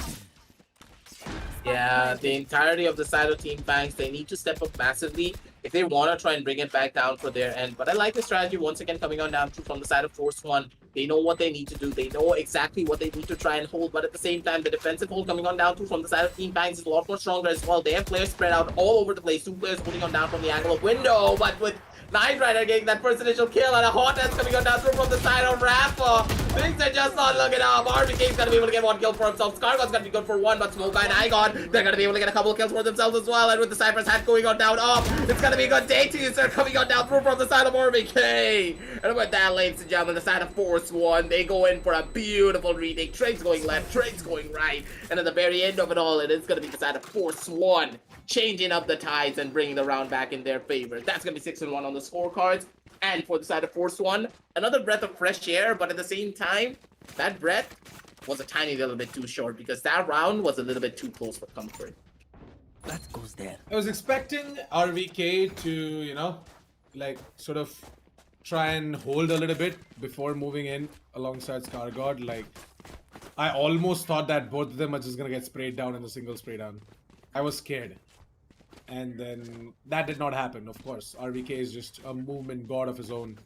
He gets himself that frag as well. But yeah, interestingly, Scargod being critically low, I was expecting him to move in first. And then I was expecting RVK to, you know, peek in much later to go in for that immediate trade. But they both moved in and they both kind of like, you know, they were just lined up for that final player from the side of Team FANGS. Thankfully, he was not able to spray both of them down. Maybe agree with you there. Things are a little bit more stable, I would say, at the bare minimum for the side of Team FANGS, because they kind of understand what kind of strategies are going to be going on down through from the side of the defenders. But at the same time, when you consider their buys, they're not looking that strong just yet. Yes, they did lose out on a lot of the rounds, but they did lose out on their loss streak bonus as well by winning that 1 round in particular. And that's going to hurt them just a tiny little bit, because now that they did lose out on another round again, their eco is going to be taking a massive hit moving on down the line. So let's see what they can do to try and bring it back into their favor once more. Because Team FANGS, they're on the back foot and they need to try and get as many rounds as possible that they can on their own attacking side. Because that Astra on the defense, yes, it's going to be really powerful, but when you consider the raw firepower that the side of Force One have, when it comes down to their raw executions, Team FANGS, they could just fall a little bit short down on their defensive side, because them as a team, they're known for their attacking side and not much for the defensive side. Exactly, I was about to bring that point as well. I mean, you know, Team FANGS, they are a lot stronger on that attack. I'm not really sure what's up. Maybe this entire change, maybe bringing in iGod, is just taking some time for them to, you know, get that perfect strategy executed and get that synergy and their coordination as well. I'm not really sure what's up, but I am not seeing iGod forming that much as well. So maybe it's just going to take a sweet time to gel in with the team.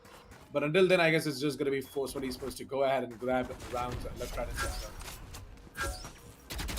Things are just going to be a tiny little bit better, but let's see how they are going to be holding on down strong. for a lot of these different engagements with the push canal going on down through. It's gonna be Scargod getting the first initial kill down onto Igor. The bullets are gonna be spammed on down through, and Rafa, he doesn't get a line up kill down towards the right hand side. They're not gonna be clearing that corner, and Rafa with a beautiful flick to set B2 back home. No more stealth bomber coming on down through and going in for a clutch. Instead, it's gonna be Rafa and his raw force coming on down through from the side of Force 1. Take it all away and bring it back down to their side. It's going to be that 7-1 scoreline. As of right now, ladies and gentlemen, things are just going out of hand for the side of Team FANGS. They don't really know how to stabilize themselves. They don't really know how to give themselves that level of advantage, but they're opting to go in for that B-side execute over and over again, especially against a team of Force 1's caliber who constantly opt to go in for adaptation plays. It's not the right move to make. This time around, there's going to be Shivi to go ahead and drop in that recon, and it is definitely going to give him a lot of information as well. They know for a fact that Team FANGS are looking to explode on towards the A side, and let's see if Cactus, with that specific dash, is going to be able to do much or not. Igor is going to go ahead and, activate the runner back. Managed to get the frag on towards Knight Rider, but then there is Shivi to immediately take down the runner back as well. Kohli takes down Shivi, and Rafa and Scargod, they come in as well. Oh no, Cactus and Igor, they both find themselves a frag. And there's going to be Rafa to be sent back to his original state. There's the run it back that he used that got himself a kill as well. A minute left on the clock and in a 2 versus 3. This round, it might just go into the favor of Team. Yeah, look at that Molly lineup. That was good. That was really good. The hot dance placement.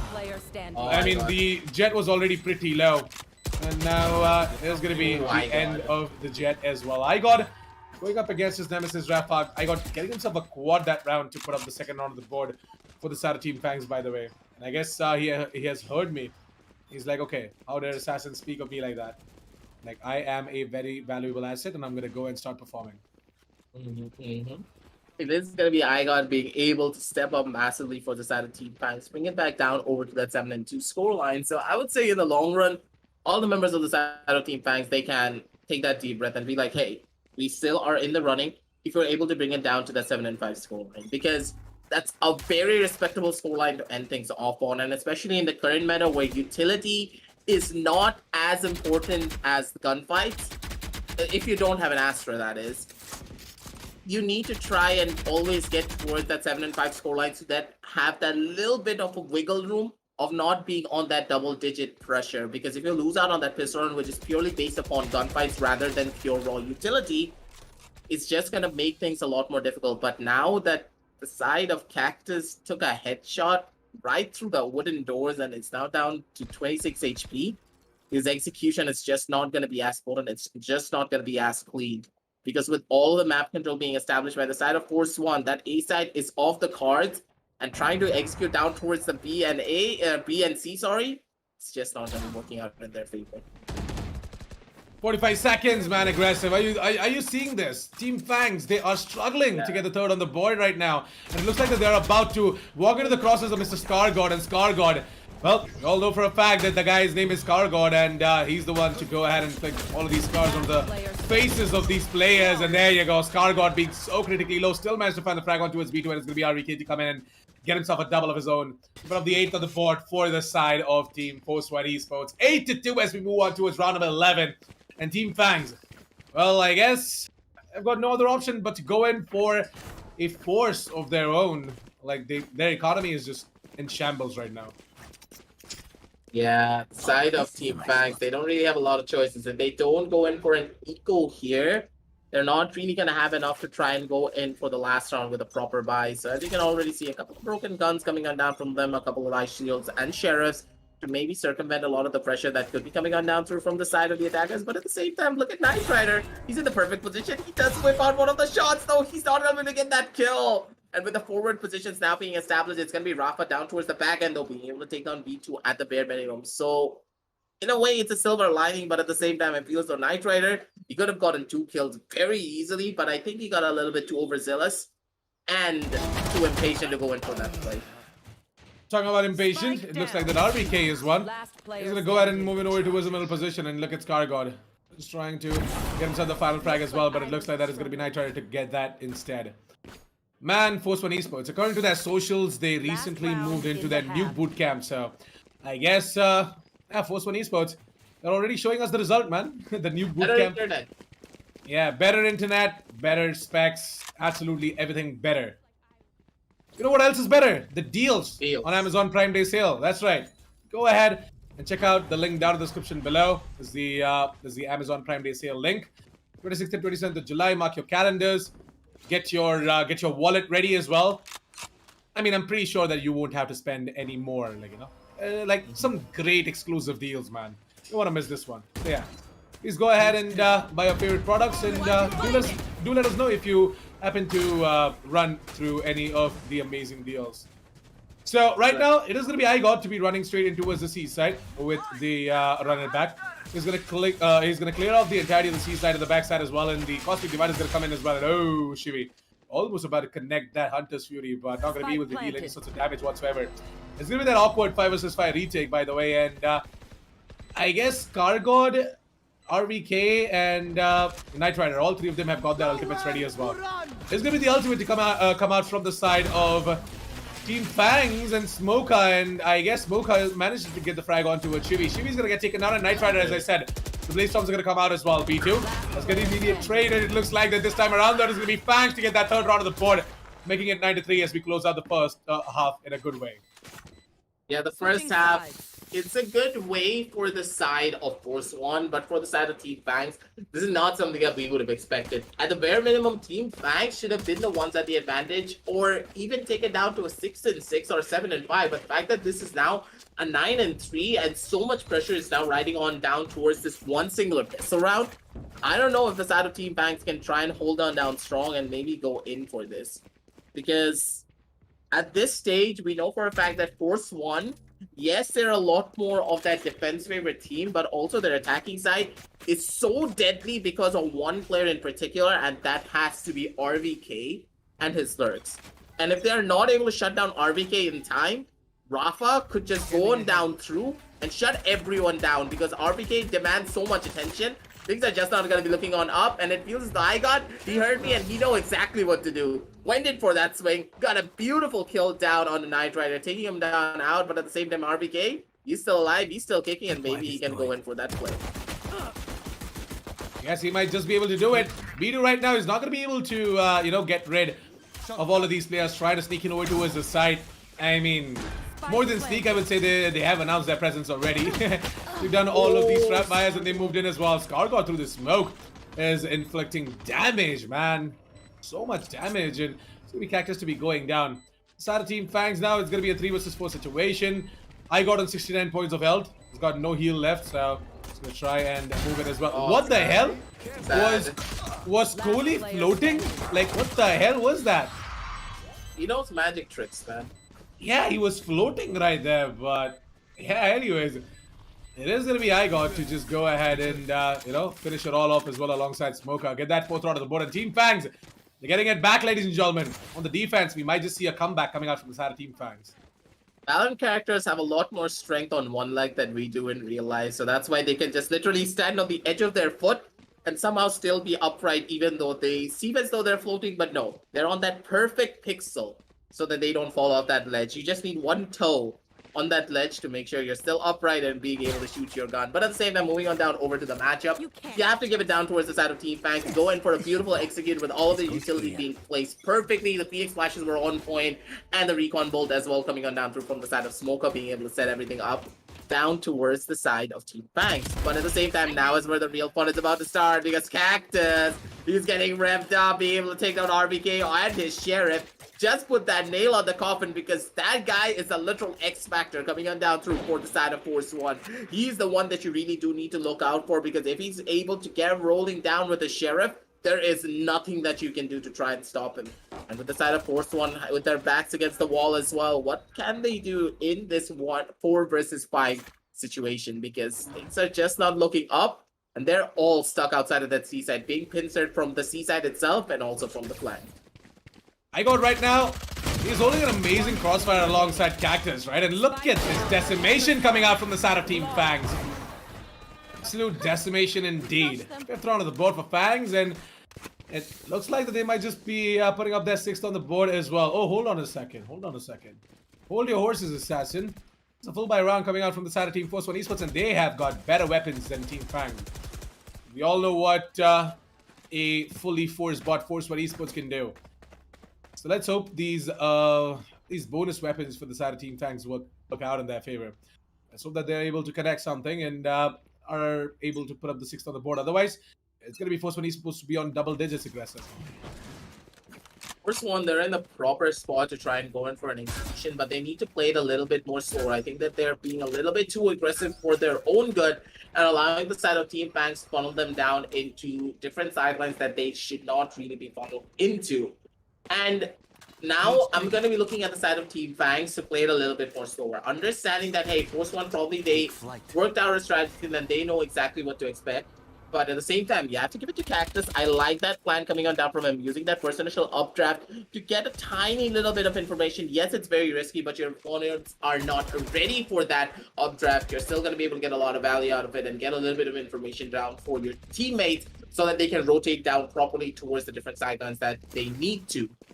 But it feels as though all the members of the side of Force One, they're going to be going in for an execution down towards that A side instead. The footsteps have been heard, and with the recon bolt now going on down through, that recon's going to be able to spot out one player, and it's going to be Knight Rider getting that first initial kill. Goalie's going to be able to shut him on down, but how long will this shutdown really last? Flash is going to be going on down. That's going to be a kill coming on down through from the side of Rafa. Scar got straight through the smoke, gets another kill down on the Cactus. And I feel bad for poor old Cactus, man. This guy's been killed through the smoke about 3 times already. Yeah, I mean, I guess today is just not his day. Like, he should just avoid the smokes altogether. So in a 2 vs 4 situation, it looks like that it is going to be how I narrated it to be, right? Force what he's supposed to go ahead and get themselves onto double digits, because, yeah, with the better weapons, they are showing us what they can do as well. Skargod is going to take down iGod, and this is going to be all down to smoke up. He's going to be caught off guard with his bow and arrow out, and it's going to be RVK to take him down as well. 10-5 as Force One Esports are on double digits now, and now is the time for them to just keep on going with this momentum that they have gained. That is for sure. And with this, ladies and gentlemen, things are looking quite dark for the side of Team FANGS, but I feel so they can go in for a possible comeback now that Cactus is finally on his operator, and we know for a fact that when Cactus is on this one specific weapon, he's able to change the flow of a lot of these different matches. But at the same time, let's just see what we can expect coming on down from his teammates, because we always talk about Cactus, we always talk about his raw mechanical skill as a player, but his teammates need to step up here as well. And it feels as though today, the side of Team FANGS, they're not at the best of their abilities, and a lot of the players, they're second-guessing themselves when it comes down to the swings that they are making. And when... Oh my god, wait, Colleen? Did you see that, Assassin? Yes, I did, and goalie is in a little bit of a problem. As Rafa and Knight Rider, they both are gonna move in together and smoke up. And he's left scratching his head as to what the actual hell happened towards you. You both were holding on, right? Like, how exactly did you manage to lose control of the side? There's RBK once again coming in with a flank, and oh, he still deals a lot of damage on towards Smoker. Oh, I like it. I like it. Smoker's down to 47 points of health. Yay! But I got on the other hand. Yeah, I gotta enjoy these moments, man, because FANGS, they're not enjoying, right? They're not at all having fun getting taken down by the side of Force One Esports, so I gotta enjoy something.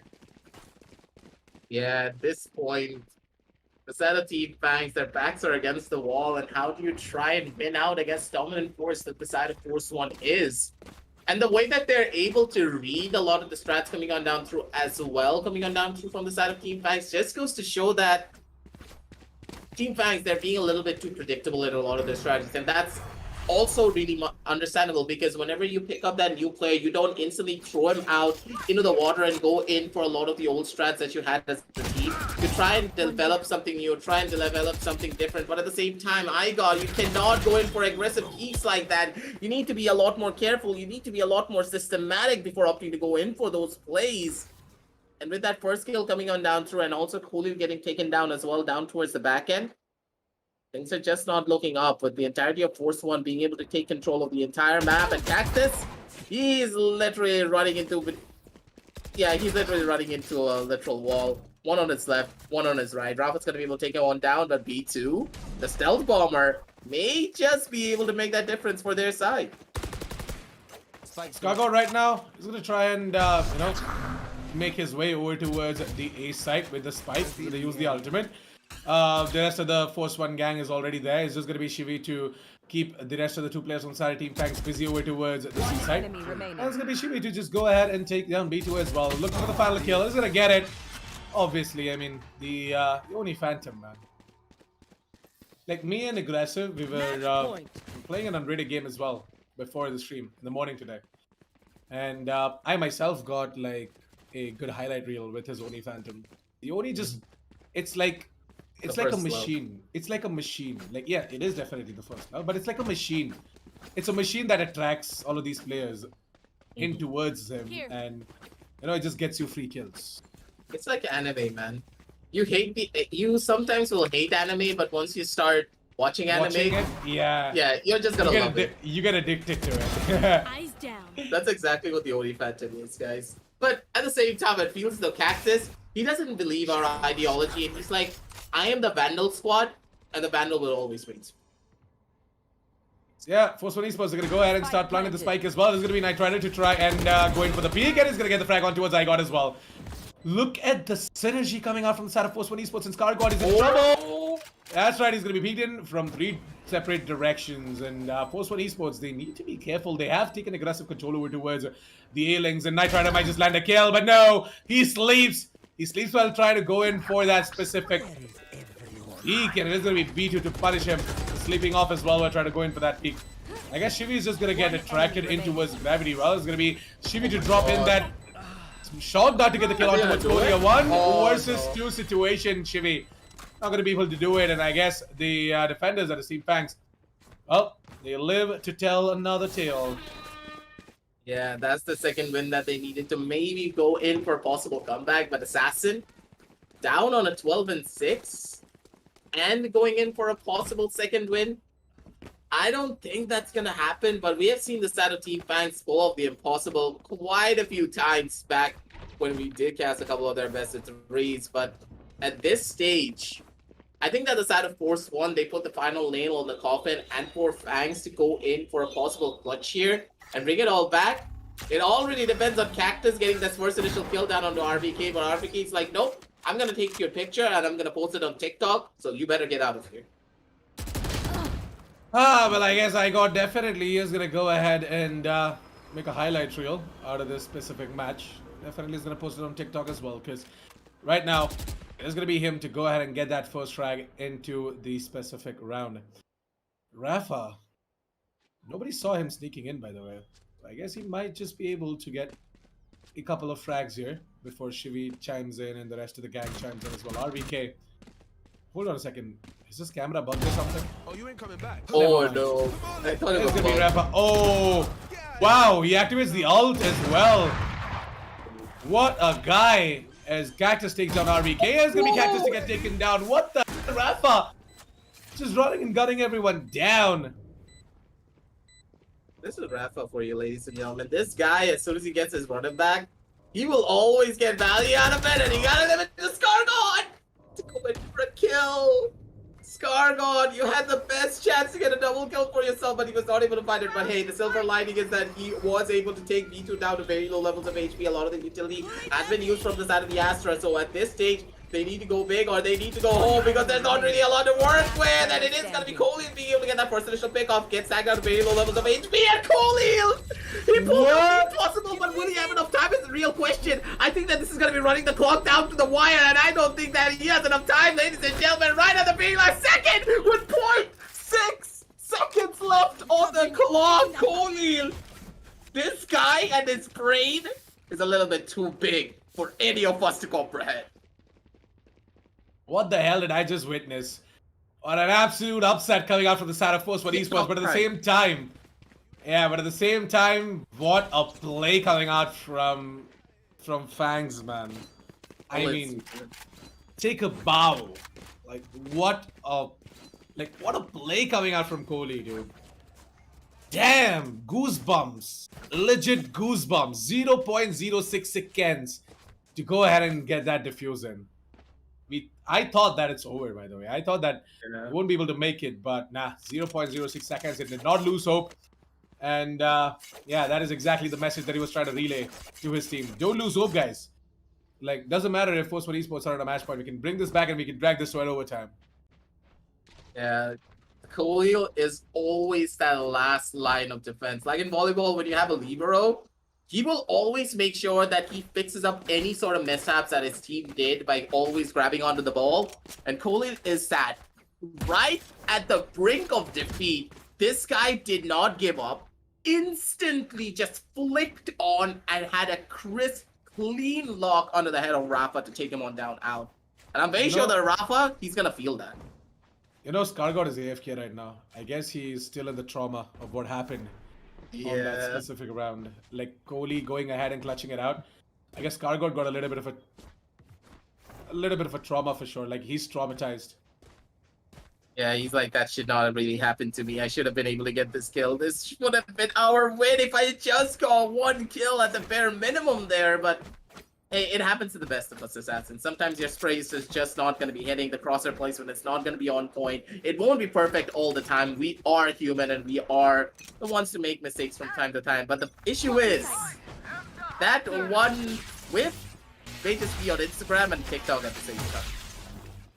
And yeah, I mean, Skargod, he's definitely going to be traumatized on multiple levels, right? First, after whiffing that specific spray down, and then Kohli going ahead and clutching that round out.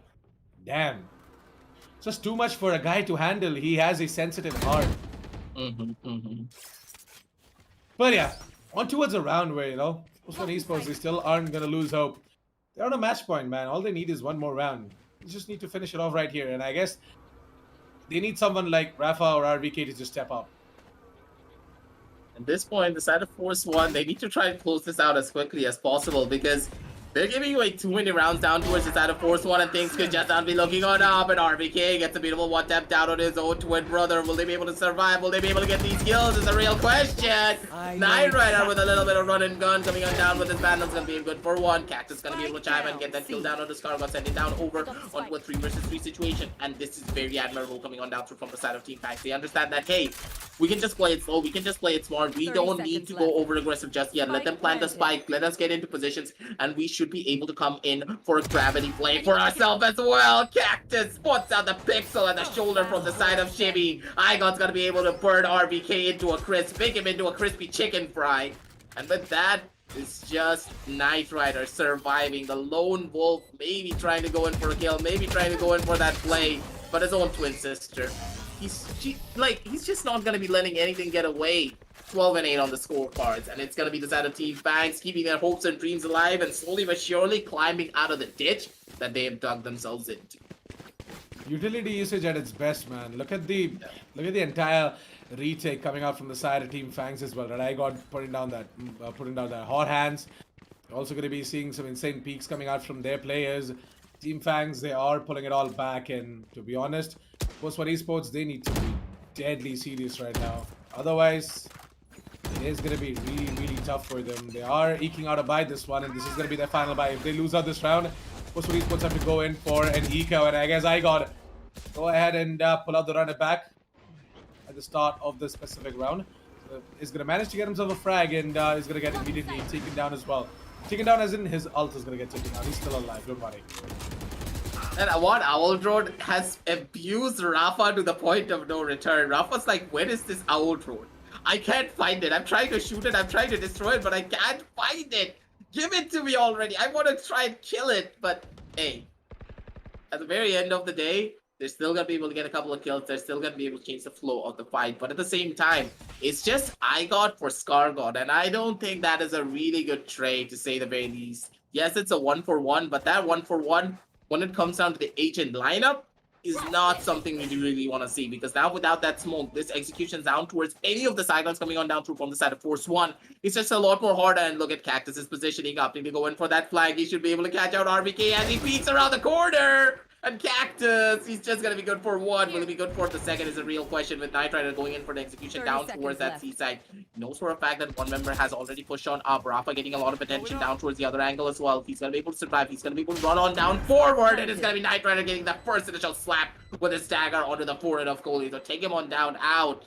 And with that, it's once again down to a 3 versus 3 situation, with Cactus slowly but surely making his way up. Maybe being able to go in for a shot, but Knight Rider's going to be able to shut down Cactus instead with his knives. And now with both of the players being isolated, the side of Team FANGS, they don't really have a lot of team play and coordination to work with. They need to work on their own individual skills. They need to rely on everything that they have. Dig deep. Find as much hope as they possibly can to try and close this one out, but it's going to be Knight Rider trying to go in for that ace, and will he be able to end it in fashion is a real question. He's going to be able to spawn on B2. He's going to go in for that updraft. B2 knows for a fact that he's good as dead. He's going to be good for 1 kill, shuts down the ace, but at the very end, it's going to be Shimmy. The old consistency coming out from this man to shut everything down. And it's going to be the side of Force1 taking this win on a 13-8 scoreline to head on down over forward to the round of 8. What a play being made from the side of Knight Rider, man, to just go ahead and, finalize that victory for the side of Force1 Esports. Team FANGS, unfortunately, they were not able to do much in that specific match. I was expecting this one to be really, really close. I was even expecting this to go on towards an overtime. But it looks like that Force1 Esports, they're just far, far better. And that new boot camp, it definitely is serving them well. It is going to be them to go ahead and, take down FANGS and advance on towards the next round of the Amazon Prime Day Valorant Championship. Brought to you in association with LG Ultragear, Logitech, Steelseries, and Corsair. But aggressive. That specific 4K, I thought the Knight Rider might just be able to get himself an ace as well. I'm not really sure how exactly he messed up, but sometimes it does, it does happen. Like, it do be like that, though. When you're on a 4K, you're like, okay, it's my ace, let me get it. And you're almost there. But then you never get to take it. You never have the luxury to go ahead and connect that shot as well. And that is because you called it out. Yeah, it's because you called it out already, right? When people just call it out. Caster's curse on this. No, not that. You call it out as in the player calls it out. The player calls it out that, hey, it's my ace, let me take it. And then the player is like, okay, fine, you know what, you can go ahead and get your ace. But then you never get to do so because the player called it out. So never call it out. Never call out your aces. Just go ahead and get it, man. And then you obviously have yourselves a highlight reel as well. But speaking of highlights, the primary highlight of this specific tournament is the Amazon Prime Day sale. So why don't you go ahead and check out the sale as well using the link down in the description below. And it is also pinned in the chat section. 26th and 27th of July. Is the date, so you guys should go ahead and check out some of the best exclusive deals out there as well on brands like Logitech, Steelseries, Corsair, and of course LG Ultragear. But with that, I guess the match highlights are going to be ready as well, so we are going to be jumping straight into the match highlights really, really soon, as the match highlights are going to be ready. Well, the match highlights are going to give us a lot of insight as to what exactly happened in that specific match in Aggressive. I guess you might have some insight as well on what exactly went wrong for the side of Team FANGS. Yeah, in my eyes, I feel as though Team FANGS, as a team, we have known them to take a complete 180 with their old roster, but with a recent addition of iGod, it feels as though their momentum and a lot of their pace, it's just not working like clockwork. Like normally when a clock runs, you need to have all of the gears turning together. Otherwise, it's not going to work as properly. Sometimes for the minute hand, it's going to be going in slower than the hour hand. And you can't really have that. All 5 of these players need to be on the same page to go in for a lot of these different engagements. And that's what's really hurting them moving on down the line, in my eyes. As we are going to be moving on down into the match highlights soon enough, we're going to see a lot more of that visual representation as well. But as we are setting things up with that, I want to highlight a little bit more about the side of the play style coming on down through from the side of Team FANGS, because it feels as though Team FANGS as a team, they rely on a lot more of that raw aggression, less upon utility and constant rushes every single time. And in that sense, going up against the side of Force1, you cannot use that strategy because Force1, what are they primarily known for? Shutting down a lot of aggressive rushes. Before we saw the game of Enigma, they have a lot more of a hard time trying to stop these aggressive rushes if they're not able to use their utility properly, or if the side of their opponents are able to circumvent their utility using their own utility. But for the side of Force1, it's completely the different. They don't need utility. They know what angles to take. They know what positions to take to constantly cast their opponents off guard if they want to go in for those aggressive rushes. And the fact that Team FANGS are a team that are known for their aggressive rushes, I feel as the Force1, they anti-stratted them beautifully. But at the same time, those aggressive rushes were not done in good cohesion with one another. iGod is sometimes a little bit further back. Sometimes we feel as though the side of Cactus went in a little bit too early. And at the very end of the day, it was all really coming down to the individual skill levels of the players. I got pulled off a beautiful 4K in one of the rounds. And of course, a beautiful ace coming on down through from the side of Cactus, which we really need to see. So let's head on down over to the match highlights. As I pass over the mic to you, Assassin, what do you think that the side of Force One did better in comparison to the side of Team FANGS? Of course, I mean, Team Force One Esports, right? They have been working together as a unit from quite some time now, and they have brought a lot of change in their entire strategy for a lot of different maps. I see them, putting up some insane numbers as well when it comes down to the fragging department. Everyone's just feeling it. Everyone's, really good when it comes down to just going ahead and communicating with each other. And Force One Esports, they're just making things happen together as a unit as well, and that's exactly what we kind of are enjoying from them nowadays. Like on top of that specific information that they gain as well, right? It is usually the duelists to just go ahead and get themselves all of these insane frags as well. And yeah, I mean, Team Force One Esports, like they're just a complete package altogether when it comes down to the best of the best players just coming together, and then they're just going ahead and wrecking havoc into the server as well. So Team Fangs, they are no different, but at the same time, the specific change that they brought in their roster as well, it's going to take some time for them to just gel in together and put up the result as well. So really hoping to see Team Fangs do that, and really hoping to see them shine brighter in future tournaments coming out from the side of the esports club as well. But with that, I guess we pretty much come at the end of match number 2. We've got 2 more games left out for the day, by the way. So don't you guys worry. We have got more and more Valorant action for you for the day as well. Also, we kind of want you guys to go ahead and check out the Amazon Prime Day sale happening on the 26th and 27th of July later this month. Link down in the description below, by the way, and also it is going to be pinned on the chat box. So don't go anywhere. Please go ahead and check out the Prime Day sale as well while we go on for a quick break really soon. But aggressive, I want to ask you this, Team Fangs, they kind of were like, okay, apart from the fact that did chime in, the overall communication, it looks like that, Team Fangs, they had built themselves up after all of that, internal issues. But then now it looks like that the miscommunication stuff is coming back again. Like, didn't you feel like they went ahead and had a lot of issues when it came down to reeling in the information and acting on top of the information gained as well? I feel as though that's just really the fact that their pace is not with one another. The fact that Team Fangs, they're a team that are much more reliant on themselves being all over the place a lot more. They constantly rely on each other to go in for a lot more of these aggressive plays. The fact that they were not on the same page today, yes, of course, I feel as though IGOT being that new addition is one of the main problems, because previously if there was Smoker on that Phoenix, it is completely different. He throws out a flash and then Cactus goes in for an aggressive play. But this time around, IGOT was not really able to match the pace of Cactus. And I was stating this as well in the middle of the game, that IGOT is much more of that control-based player instead of the raw aggression-heavy rushes that the side of Smoker and Cactus are going to be playing upon. And it's really true. Whenever a new duelist joins the team, the duelist needs to match the pace of the team, and it's not going to be the other way around. And at this point, it's just going to take a little bit more time, and hopefully the communication is just going to be better coming on down from the side of Team FANGS soon enough. Well, yeah, I mean, we definitely expect them to, just go ahead and fix all of that issues as well and come back stronger. With that, congratulations, Force One Esports, once again for getting that victory. We'll be seeing you guys in the next round of the Amazon Prime Day Valorant Championship, brought to you in association with LG Ultragear, Logitech, Steelseries, and Corsair. Me and Aggressive are going to take a quick break, and we're going to be right back with match number 3. So don't go anywhere, stay tuned. We'll be right back.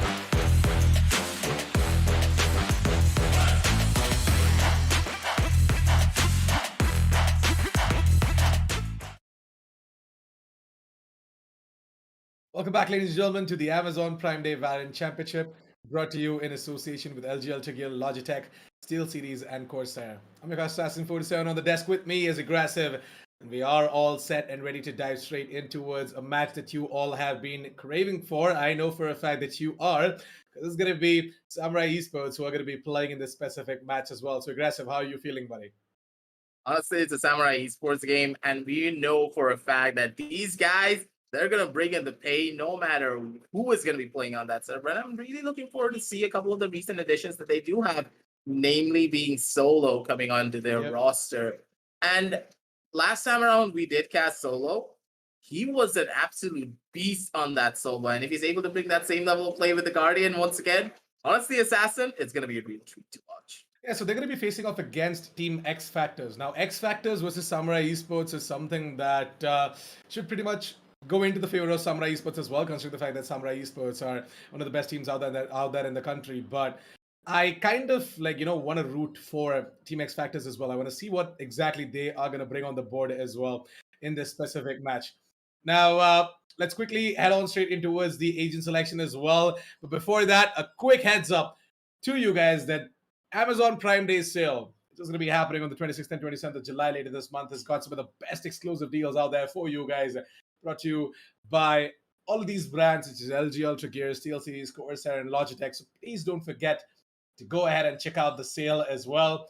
I mean, I personally am going to go ahead and grab myself some amazing monitors coming out from the side of LG Ultragear. You know, it's always better to have multiple monitors. If you are interested in running production, of course. And I guess Aggressive is also going to go ahead. Yeah, Aggressive is also going to get himself an upgrade. So why don't you guys get yourselves an upgrade as well as we move on towards the agent selection screen. xFactors starting off on the attack on the map of Haven. Samurai Esports on the defense. And xFactors, they already have got their picks ready, man. What the hell? They are all set and ready to fight off against Samurai Esports. It's going to be Northside to be playing the Killjoy. Vicky on the Sova. Styx is going to pick up Jet. Got Wild on the Astra. Raizo is going to be playing the Phoenix as well. From the side of Samurai Esports, Sai and Solo are the only ones who have made a pick. It's going to be Sai to be on the Omen, Solo on the Sova. Excali should pretty much pick up the Jet. We should see Vim on the Killjoy and Blackhawk to be going on a Duelist.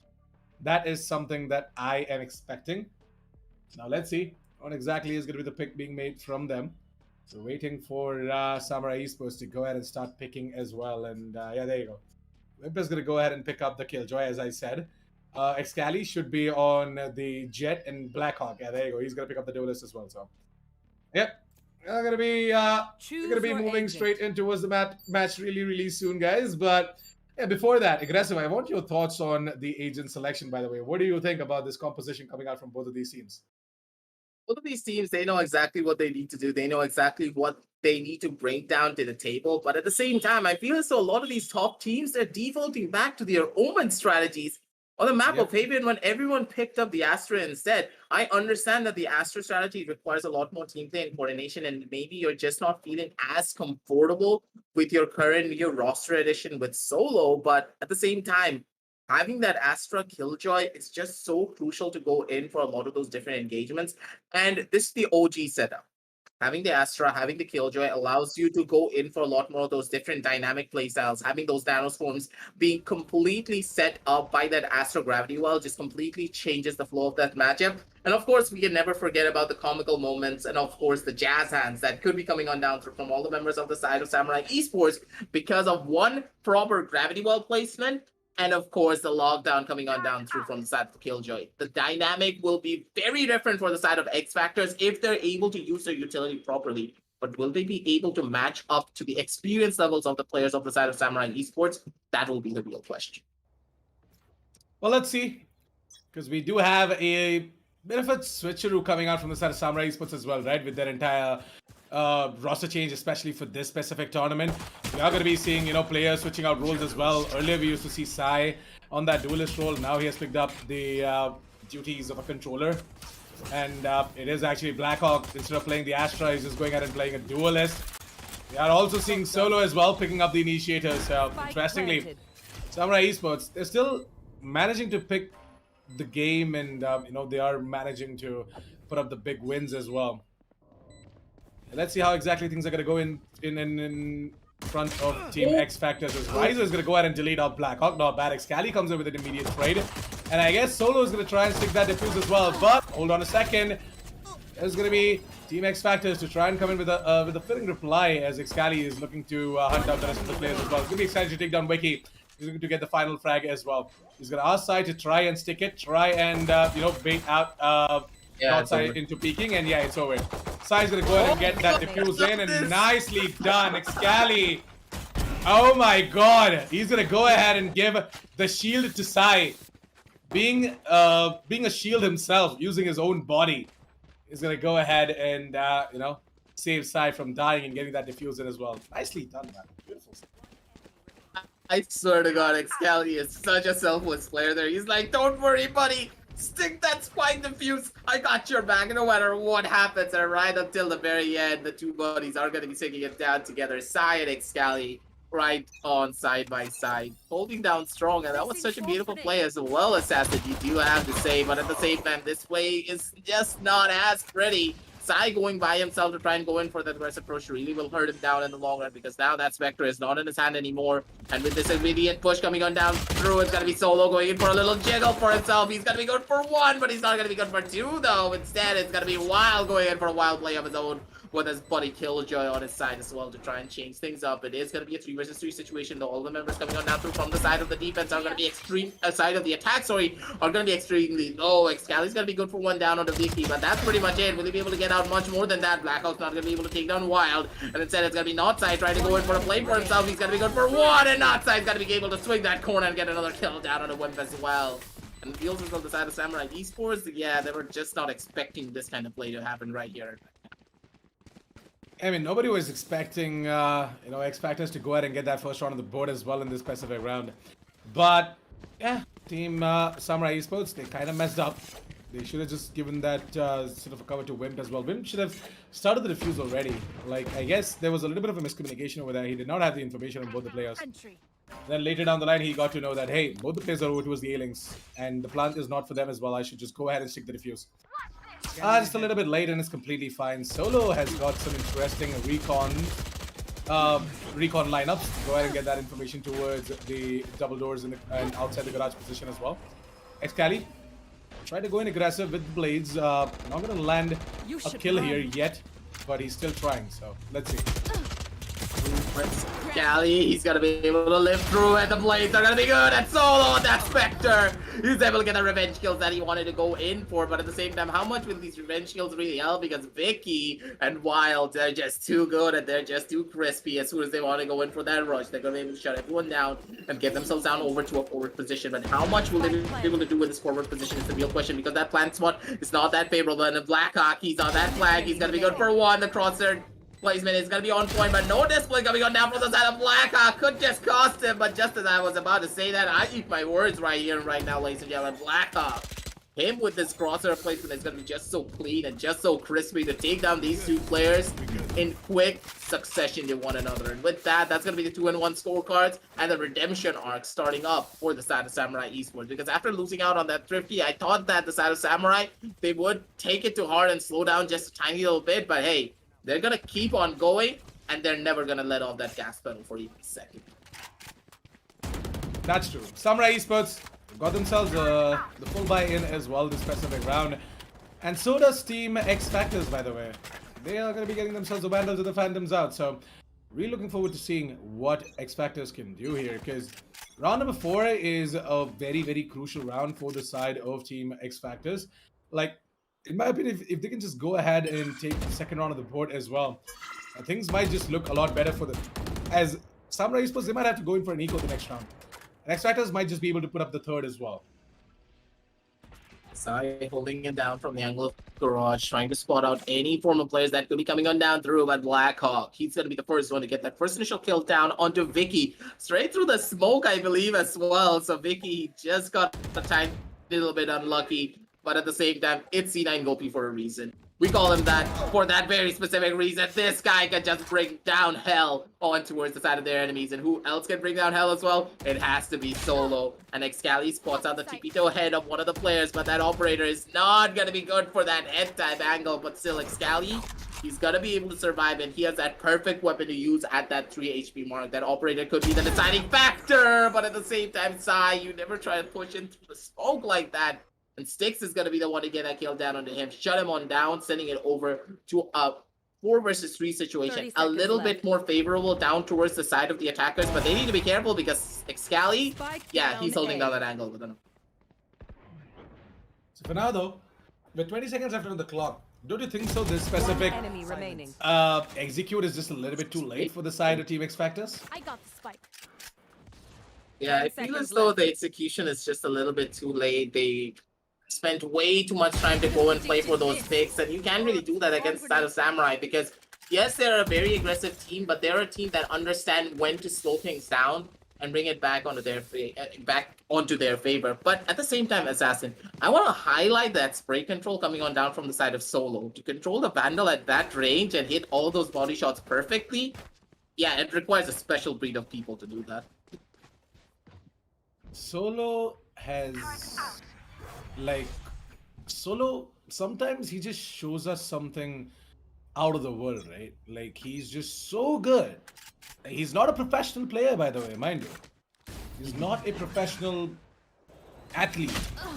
But still, he's on par with all of them as well. He's such a good aimer, and I even see, like, you know, sometimes I even go ahead and have a look at his streams as well. He's got multiple accounts on Radiant, man. The guy is good. Yep. Exactly, see why on that server he knows exactly what he needs to do. He knows exactly how to bring the hurt every single time. And but at the same time, xCali, will he be able to pull out the same level of hurt as well as Raze? Maybe opting to go in for that flame wall. He just wants to try and survive, not wants to over-aggress just yet, because you need to remember that he does have to run it back, but he won't really use it, because on an eco round, you should never use that run it back, because you're not really going to get a lot of value out of it, and always save it for the buy rounds instead. Recalling my bot. And the entirety of xFactor making their way down towards that A side, maybe trying to go in for a play, maybe trying to go in for that execution, but no smokes towards the side of heaven could not be working out in their favor. And Solo's like, hey, I know for a fact that I should not be opting to go in for this, but at the same time, xCali, will he be able to survive? Yes, he will. And xCali, right at the brink of death, he's going to be able to get out for just a little while longer, but not Sai. He's still alive. He's going to be able to jiggle left. He's going to be able to jiggle right, but one tag does go on down through, and the Phoenix is going to be in for a world of hurt. xCali needs to try and go in for one kill at the bare minimum if they want to try and go in for this play. xCali's not going to be able to hit that shot. Instead, it's going to be Northside being able to find someone else. And xCali, he misses out on a couple of shots coming on down through on a Raze. And he's actually going to get taken on out as well. Vicky's going to be good for one on the other end as well. And at this point, the side of Samurai Esports, they're running a little bit too short. But Solo's going to be that last line of defense. Solo's going to be the one to bring it all back down for their side. Sai's going to be able to get that last player. And Solo, right at the brink of defeat, was able to bring his own team back. And honestly, Assassin, that was a roller coaster of emotions and a half. Well, the Lone Wolf strikes, and when he strikes hard, man. Solo, go ahead and save the round for the side of Samurai Esports, and to be honest, just like you said, almost at the edge of getting defeated. Solo, he just brings it right back. The guy is just absolutely amazing. Completely agree with you there. The fact that Solo is able to shut down so many of these pushes every single time just by himself just goes to show that this guy on an initiator can perform the duties of a sentinel beautifully as well. And look at these lineups coming on down from him as well, being able to spot out all those players, understanding that, hey, maybe there's a fast execution coming on down towards that A side. And Solo, he's just making sure, using all of his utility to give the best possible information down to his teammates is so crucial as well. But with the push coming on down through, Solo could just be good for one. He's not going to be able to take on much though, but he's actually able to take down 6 out from the back end. A beautiful couple of shots coming on down from him as well. Pulls out that classes, but not going to be able to survive for long. But Blackhawk, he's going to be present. He's going to be good for another one down towards the back end. Blackhawk being able to take down 2, sending it over to a 2 versus 2 situation. Sai's going to be able to spot out one of the players as well. Vicky gets taken on down. And Wimp and Sai, they know exactly where Wild is going to be holding on to this angle. And they know for a fact that they should be playing it together. They should not separate. And opting to go in for that double peek will give them that best possible advantage to try and survive and try and go in for this play. It's going to be Wild being able to get that first initial pick off. And with Sai being present, knows exactly where Wild is going to be at. Goes in for that spray. Beautiful shots coming on down from him. And that's going to be 5-1 on the scorecards, ladies and gentlemen, for the side of Samurai Esports. And they have stabilized themselves. And they're bringing the A game back onto the table. A game it definitely is, but at the same time, do you look at the aim coming out from the side of Team xFactors? Right? They are challenging the Titans from the side of Samurai Esports, and I'm liking it. Like the effort coming out from the side of xFactors. And they're, emerging victorious as well in all of these fights, and I like that actually. I love seeing, underdog teams kind of perform head-to-head when it comes down to the fragging department. At the same time, it's just that the team with a better strategy and experience wins out, and you can't absolutely do anything about it. Look at Wim. Oh my god, he almost was about to get xCali taken down, but it is going to be wild to just jump in, and xCali wasn't watching the C-long position. Wim is going to take care of Wild with the Nano Swarm grenades, interestingly, and Vicky is going to be handled by Solo. Alright, that was a very chaotic round, but okay. Yeah, you have to give it to Wimp, man. Even when he is in his grave, he's like, I know you killed me, but I'm not gonna let you try and get out of it alive. He pulled out the Nano Swarm at the very last second, and he's like, you walk into that. If you don't walk into that, my buddy xCali is gonna be the one to take you down instead. Beautifully done coming on down through from the side of Samurai Esports, checking all of their bases and keeping everyone safe. At the bare minimum, one member does die, but hey, in war, sometimes sacrifices are necessary, and Wimp was that necessary sacrifice as he was a super soldier being able to get all of those kills. And now, side of xFactors, they're in a pretty rough spot of their own. 6-1 on the scorecards now, ladies and gentlemen. All the members of the side of xFactors, they need to try and win out on this round. Otherwise, Assassin, I think that the momentum is too far gone for them to try and bring it back. No charges left. It's just early stages into this round, and I could already see the side of Samurai Esports preparing themselves for this A take from the side of xFactors. But actually, xFactors are just, staging the entire thing right now. I guess maybe they might just move it over towards the A side. You never know. Oh, there you go. Blackhawk is going to aggress in from the short position, take down Wiki, but Rizo's dead for the immediate trade. With that, I guess the xFactors, they might just move it over towards the A side because they think that, hey, we took Blackhawk who was aggressing in. So maybe the A side is clear, but you guys are kind of wrong. Yeah, you guys are kind of wrong. Yeah, Solo's that lone wolf who will always hold down towards that A side no matter what happens, and him being able to survive, him going for those shock dart plays, he's gonna be able to tag down side to pretty low levels of HP, half HP to work with, not really much that he can do, but at the same time with that smoke now going on down, it's gonna be xCali getting that first initial pick down on the north side. Solo goes in for that swing, he's gonna be good for another one, dealing a lot of damage down on the Wild. And Wild's gonna be able to take down xCali, who was trying to go in for an amazing updraft and dash up his own. And already, ladies and gentlemen, with that lockdown being present, all of the members of the side of xFactors, they had nowhere to run and they had nowhere to hide. The side of Samurai Esports, these rounds are going down so quickly as well, Assassin. It's only been around, what, 10 minutes? 10 to 15 minutes, and then we're already heading on down over to the 9th round on the board. I mean, Samurai Esports, they do have a tradition of just finishing things off as fast as possible. Yeah. They have other matters to attend to. Very busy man. And I guess Sai is on a little bit of a vacation as well. Because he went back home. Honestly, you want to go on a vacation yourself, but you know that you can't. We as casters, we work 24/7 to bring you this amazing action. Yeah, true that. And now with this tactical timeout coming on down through as well from the side of Samurai Esports and my boy Assassin rethinking his ideologies. And sorry, the timeout was actually coming on down through from the side of xFactors. I kind of got sad as well, seeing Assassin sad in the background. You can hear the sadness in his voice when he was like, true that, I want to go down onto a vacation. Hey, I want to come try on. and relax. Hey, let's not go there. I'm not sad, alright? Okay. I mean, I'm just kind of, scratching my head as to what can work out for the side of xFactors. Like, on the back of my mind, I'm thinking, what could be that crack in the defense for Samurai Esports? At this point, they've absolutely got everything, like, they've got everything covered. Yeah, under lockdown for sure, yeah. At this stage, I feel as though the side of Samurai, yeah, I think that's the play that they needed.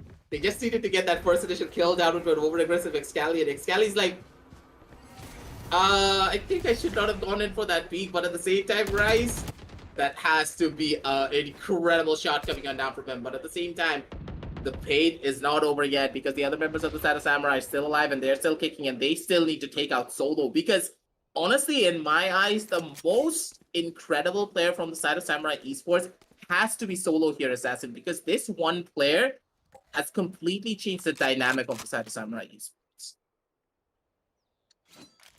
North side, slowly trying to move in alongside Wiki. I guess while hold on a second, North side is gonna take a step back and he's like, oh, hold on a second, guys, the drone is coming. Should we just should we expose ourselves and give all the information to Samurai Esports? But you know what? Doesn't even matter. They already know what's up. There's gonna be Blackhawk to be completely blind, but he still managed to get himself a double. What the hell?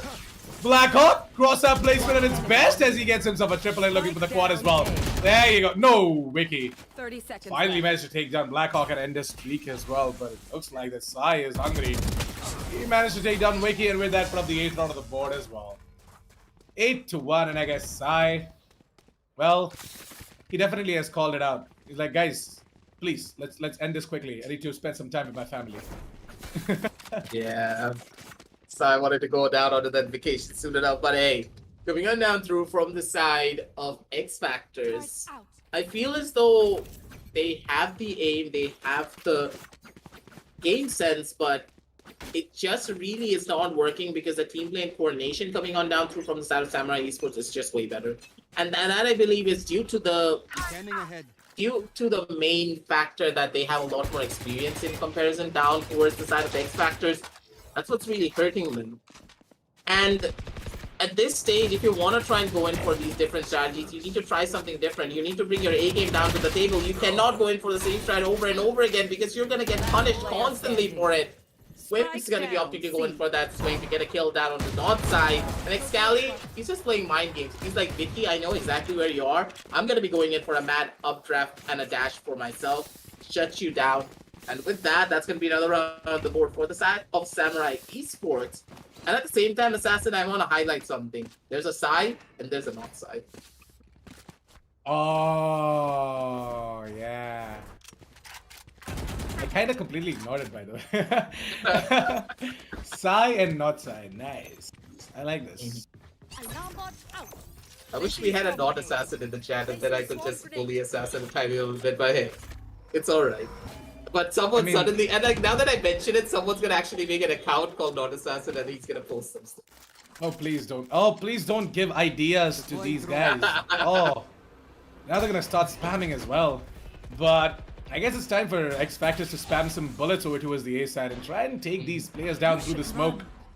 That's gonna be the attacker's Killjoy logged on. We put down and Excali to just rush in and take down. Never mind, Excali. That was a little bit too much. Like, I understand your tendencies, but I guess Solo is gonna get detained. Yes, there you go. 2 players are gonna be detained, and these players from the side team xFactors, they might just look to move into this, move in towards the defender side spawn maybe. Nah, never mind. They're not gonna take that big of a risk. That's just too much. Yeah, but at the same time, who do you, like, we know for a fact that with that 100 speed now going down through from the side of xFactors, things could just be a little bit more better, but Blackhawk, he's gonna be able to pop something down, but not Sai, he was just ready for it. The defensive hold coming on down from the Killjoy was just a little bit too powerful and a little bit too good. It's gonna be Reizo with his own rollback coming on down through to get another kill for himself, and finally xFactors, they're able to get that second win down onto the board, and they're able to change up the momentum once again, bringing it back down onto their favor. It is going to be the side of xFactors trying to close this one out on a 9-3 scoreline, but now that the side of Samurai Esports know exactly what the side of xFactors are trying to do, will it work again? That is going to be the question. Let's hope it does though, because I really want to see xFactors go ahead and put up a few rounds against Samurai Esports. Try and give them the competition they're looking forward to as well in Solo. Man, I don't think so xFactors are going to perform if Solo keeps on deleting the players from the side of xFactors like that. Yeah, Solo's the lone wolf for a reason. And I don't think we need to, like, say anything about Solo as a player. This guy, when he's feeling himself, he's going to be able to shut everyone down, but at the same time, losing outside here, Assassin, that's going to hurt a lot more, but losing out on your Phoenix as well. Blackhawk, just show some mercy down towards the side of xFactors. We just want to try and take this out to an 8-9-3, but Solo! shock darts on point, crosshair placement on point, movement is on point, recon bolts are also on point. This guy's gonna be able to try and shut everyone down, but not Sai. I think that he's like, that 1% above the side of Solo as of right now. Just a tiny little. True that. Not Sai left out on a 1 versus 2, and I guess there is little to nothing that he can do at this point. In this situation, it's just impossible for him to try and get this back unless until he finds a frag on towards Blackhawk, plants a spike, and go ahead and get this specific round into his favor by using the lockdown. Because if he gets a kill on towards Blackhawk, he just needs one more ultimate orb. He can get that by planting the spike. So there you go. He's gonna try and go in for it, but Wimp is right around the corner. There you go. Wimp is gonna punish him. So just sneaking in over towards the side and trying to plant the spike. That's going to be the 10th round of the board for Team Samurai Esports. 10-2 as we're done with the first half, and we are moving on towards the second half of the game as well in Samurai Esports. 10 rounds on the defender's side. Aggressive. Are you seeing this? Seeing this, and do you know what else I saw coming on down through from the side of Wimp? He threw away the Vandal and picked up the Phantom. This is a man of culture right there. Right there. Phantom elitist, ladies and gentlemen. Always have to remember, Phantom is the better group. A little bit of a movement coming out from the side of Aggressive. He's trying to create a movement here. Hashtag Phantom. Yes. Phantom is the best. But hey, yeah, everyone's got their poison, right? I love both the Phantom and the Vandal. Depends on what skin you're providing me as well. But right now it looks like that Wiki, Raizo, both are going to be providing some kills on the board right now in the kill feed as they take down the players from side of Samurai Esports, trying to move in over towards the A side as well. Sai does manage to find himself the frag on towards the Jet, but looks like that Sai, if he moves in over towards the A side, he has to face two of the players from the side of Team xFactors. It's going to be Raizo and Vicky. Raizo is holding a good angle. Vicky might not be ready to take care of both of these players moving in towards Raizo's crosshairs. And Raizo might just get double peaked. But all in all, I guess things might just go into the favor of xFactors this round. Now, towards this first situation, it's literally impossible for Samurai Esports to pull it off unless and until, xFactors just hand all of these frags in a platter to Samurai Esports. Wimp now going to check the corner, and it's going to be Raizo to take him down. And what the hell is Sai doing? Why didn't he move in with Wimp?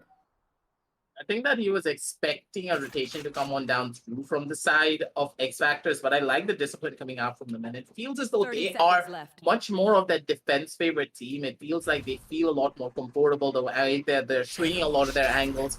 Just goes to show that, yeah, maybe things could be working out in their favor, but at the same time, they need to try and take out Sai as well. And we have seen him clutch out on a lot of those different rounds, but I think I jinxed him.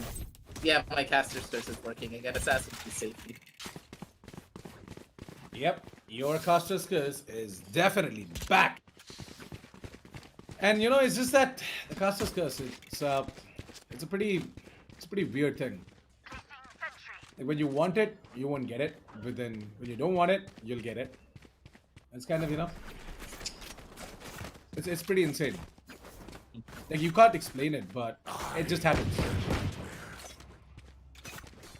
At this point, what can we really expect coming on down through from the side of xFactors?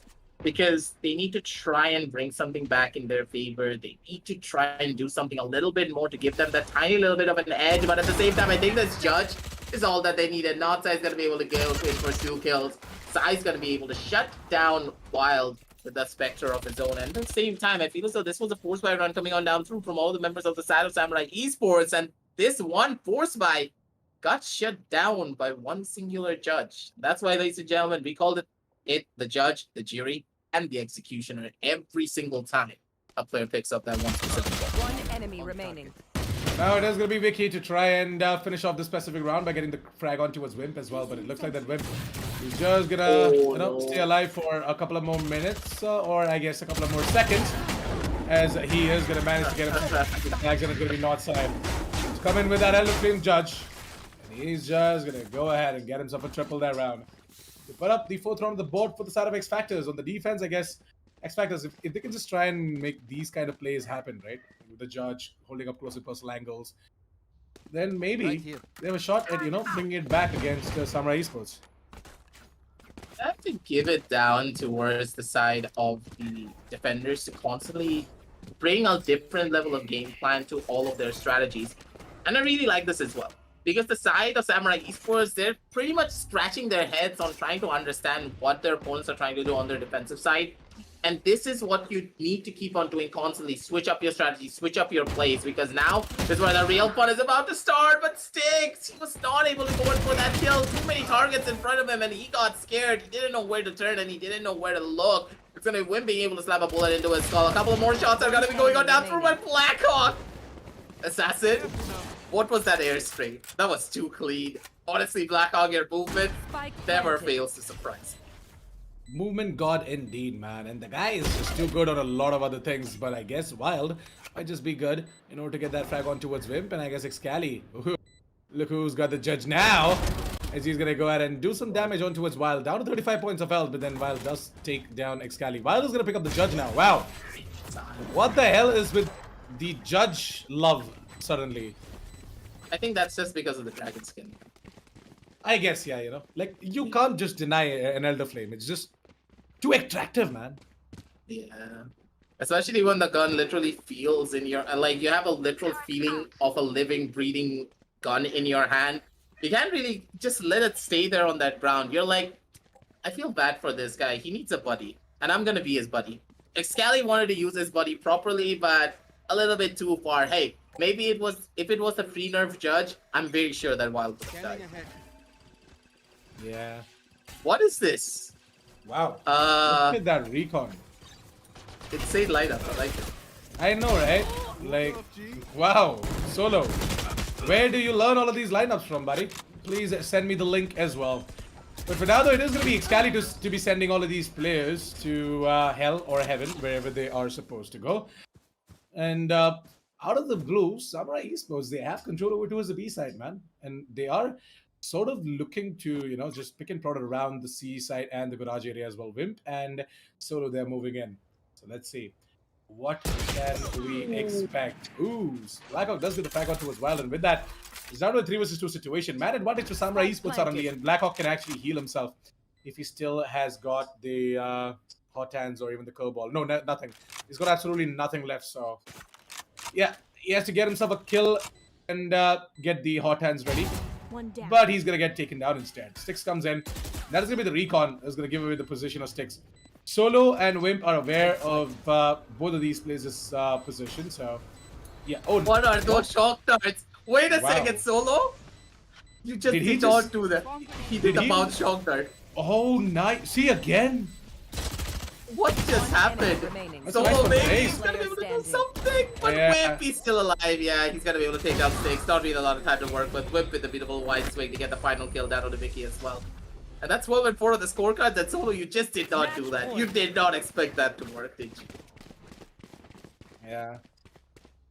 12 to 4, and I guess Samurai Esports, they might just be looking to finish it off right here, right now. As round number 17, the economy for the side of Team xFactors isn't looking that great. They are on their Bulldogs, half shields. 6, he's going to be on the Blades. We are going to be seeing the judge coming out from North side. So the Elder Flame judge is back again. Wild is going to be on the Phantom. As for the side of Team Samurai Esports, they've got absolutely everything ready. It's going to be wicked to actually get the frag and xCali to be pulling out the Blades. And what? xCali finds himself a double drop. Bad 6 and Rise of both go down. We are going to be seeing Wimp going ahead and putting down that lockdown. 120 seconds left. Solo is going to go in for that solo peek. He's going to take down Wiki. Yeah. We invented something new. Solo peek. And outside with the judge. Up close and personal. Gonna try and take down Sai, but Sai still managed to get the frag on him instead. Wild left out on 1 versus 4. The guy who had the Phantom. The only player from the side of Team xFactors to have the Phantom. And look at xCali. He's just having fun right now. He's going to be seeing Solo using both the shock darts, and it's going to be Sai to just play around with his food. He's going to finally eat it as well. It's going to be Wild to be going down, and it's going to be 13 to 4 on the board for Samurai Esports. Congratulations, Samurai Esports, for getting that victory as well against Team xFactors. And we kind of did not see that coming. We were expecting xFactors to be putting up a much, much better performance as well, but it looks like that Samurai Esports just like always, are going to go ahead and make it look so easy for themselves. Yeah, Samurai Esports as a team, we know what they can do. They always bring their A level down to the matchup. And in my eyes, I feel as though the side of Samurai Esports, they have a lot more consistency over the side of xFactors. And I felt as though Sai was really an amazing player, and so was Rizzo. But Styx, he felt a little bit out of his element. And that's one of the main problems that I see. You see him shaking around a lot when he had his crosshair on a lot of those different angles. It really did hurt them down in the long run. But hey, it's all right. The side of xFactors, they can bring on back and be even better moving on down the line. But for the side of Samurai Esports, congratulations. We're going to be seeing you down over on the round of it. Yep, Samurai Esports, we definitely are going to be seeing you in the next round of the Amazon Valorant Prime Day Championship as well, brought to you in association with LG Ultragear, Logitech, SteelSeries, and Corsair. A huge shout out to our sponsors as well. And of course, I want you guys to go ahead and check out the link down in the description below, which will redirect you to the Amazon Prime Day sale happening on the 26th and 27th of July. Some best exclusive deals out there for you from brands such as LG Ultragear, Logitech, SteelSeries, and Corsair. You guys can see all the brands down as well. We've got some amazing deals for you guys, so please go ahead and click on the link down in the description below, and it is also going to be in the pinned comment in the chat section, so please go ahead and check it out. And yeah, we have a little bit of an announcement, by the way. We have a little bit of an announcement for you guys. We had the fourth game of the day as well, right? That kind of got postponed because of a bit of a scheduling conflict with one of the teams. So we are going to be postponing that match for tomorrow, or maybe some other day. All the updates are going to be provided to you guys as well on the TC socials. Please go ahead and check out the Esports Club's socials. Link again down in the description below. But yeah, we as casters, we are also going to be announcing when exactly that match is going to be happening. Don't worry, we got you back. But yeah, this specific match was the final match for the day, and we are at the end for day number 5 as well, round of 16 games for the Amazon Prime Day Valorant Championship. Thanks a lot for tuning in, guys. And to be honest, it was definitely an amazing day. But at the same time, we were just expecting a little bit more from all of these underdog teams today, because they managed to make their way into a round of 16. But it looks like that they still have a long way to go. So we wish them all the best for their journey, and we are going to be expecting them in the future TEC tournaments as well. Thanks a lot to all the viewers for tuning in for day number 5. It was an absolutely amazing one. Can't really wait to see what exactly day number 6 has to offer. So tomorrow at the same time at 4 p.m., we are going to be coming right back with the Amazon Prime Day Valorant Championship, brought to you in association with LG Ultragear, Logitech, SteelSeries, and Corsair. Thank you so much for tuning in. Going to be seeing you guys tomorrow at 4 p.m. Until then, it's your boy Assassin47 alongside Aggressive signing off. Goodbye, good night, sweet dreams.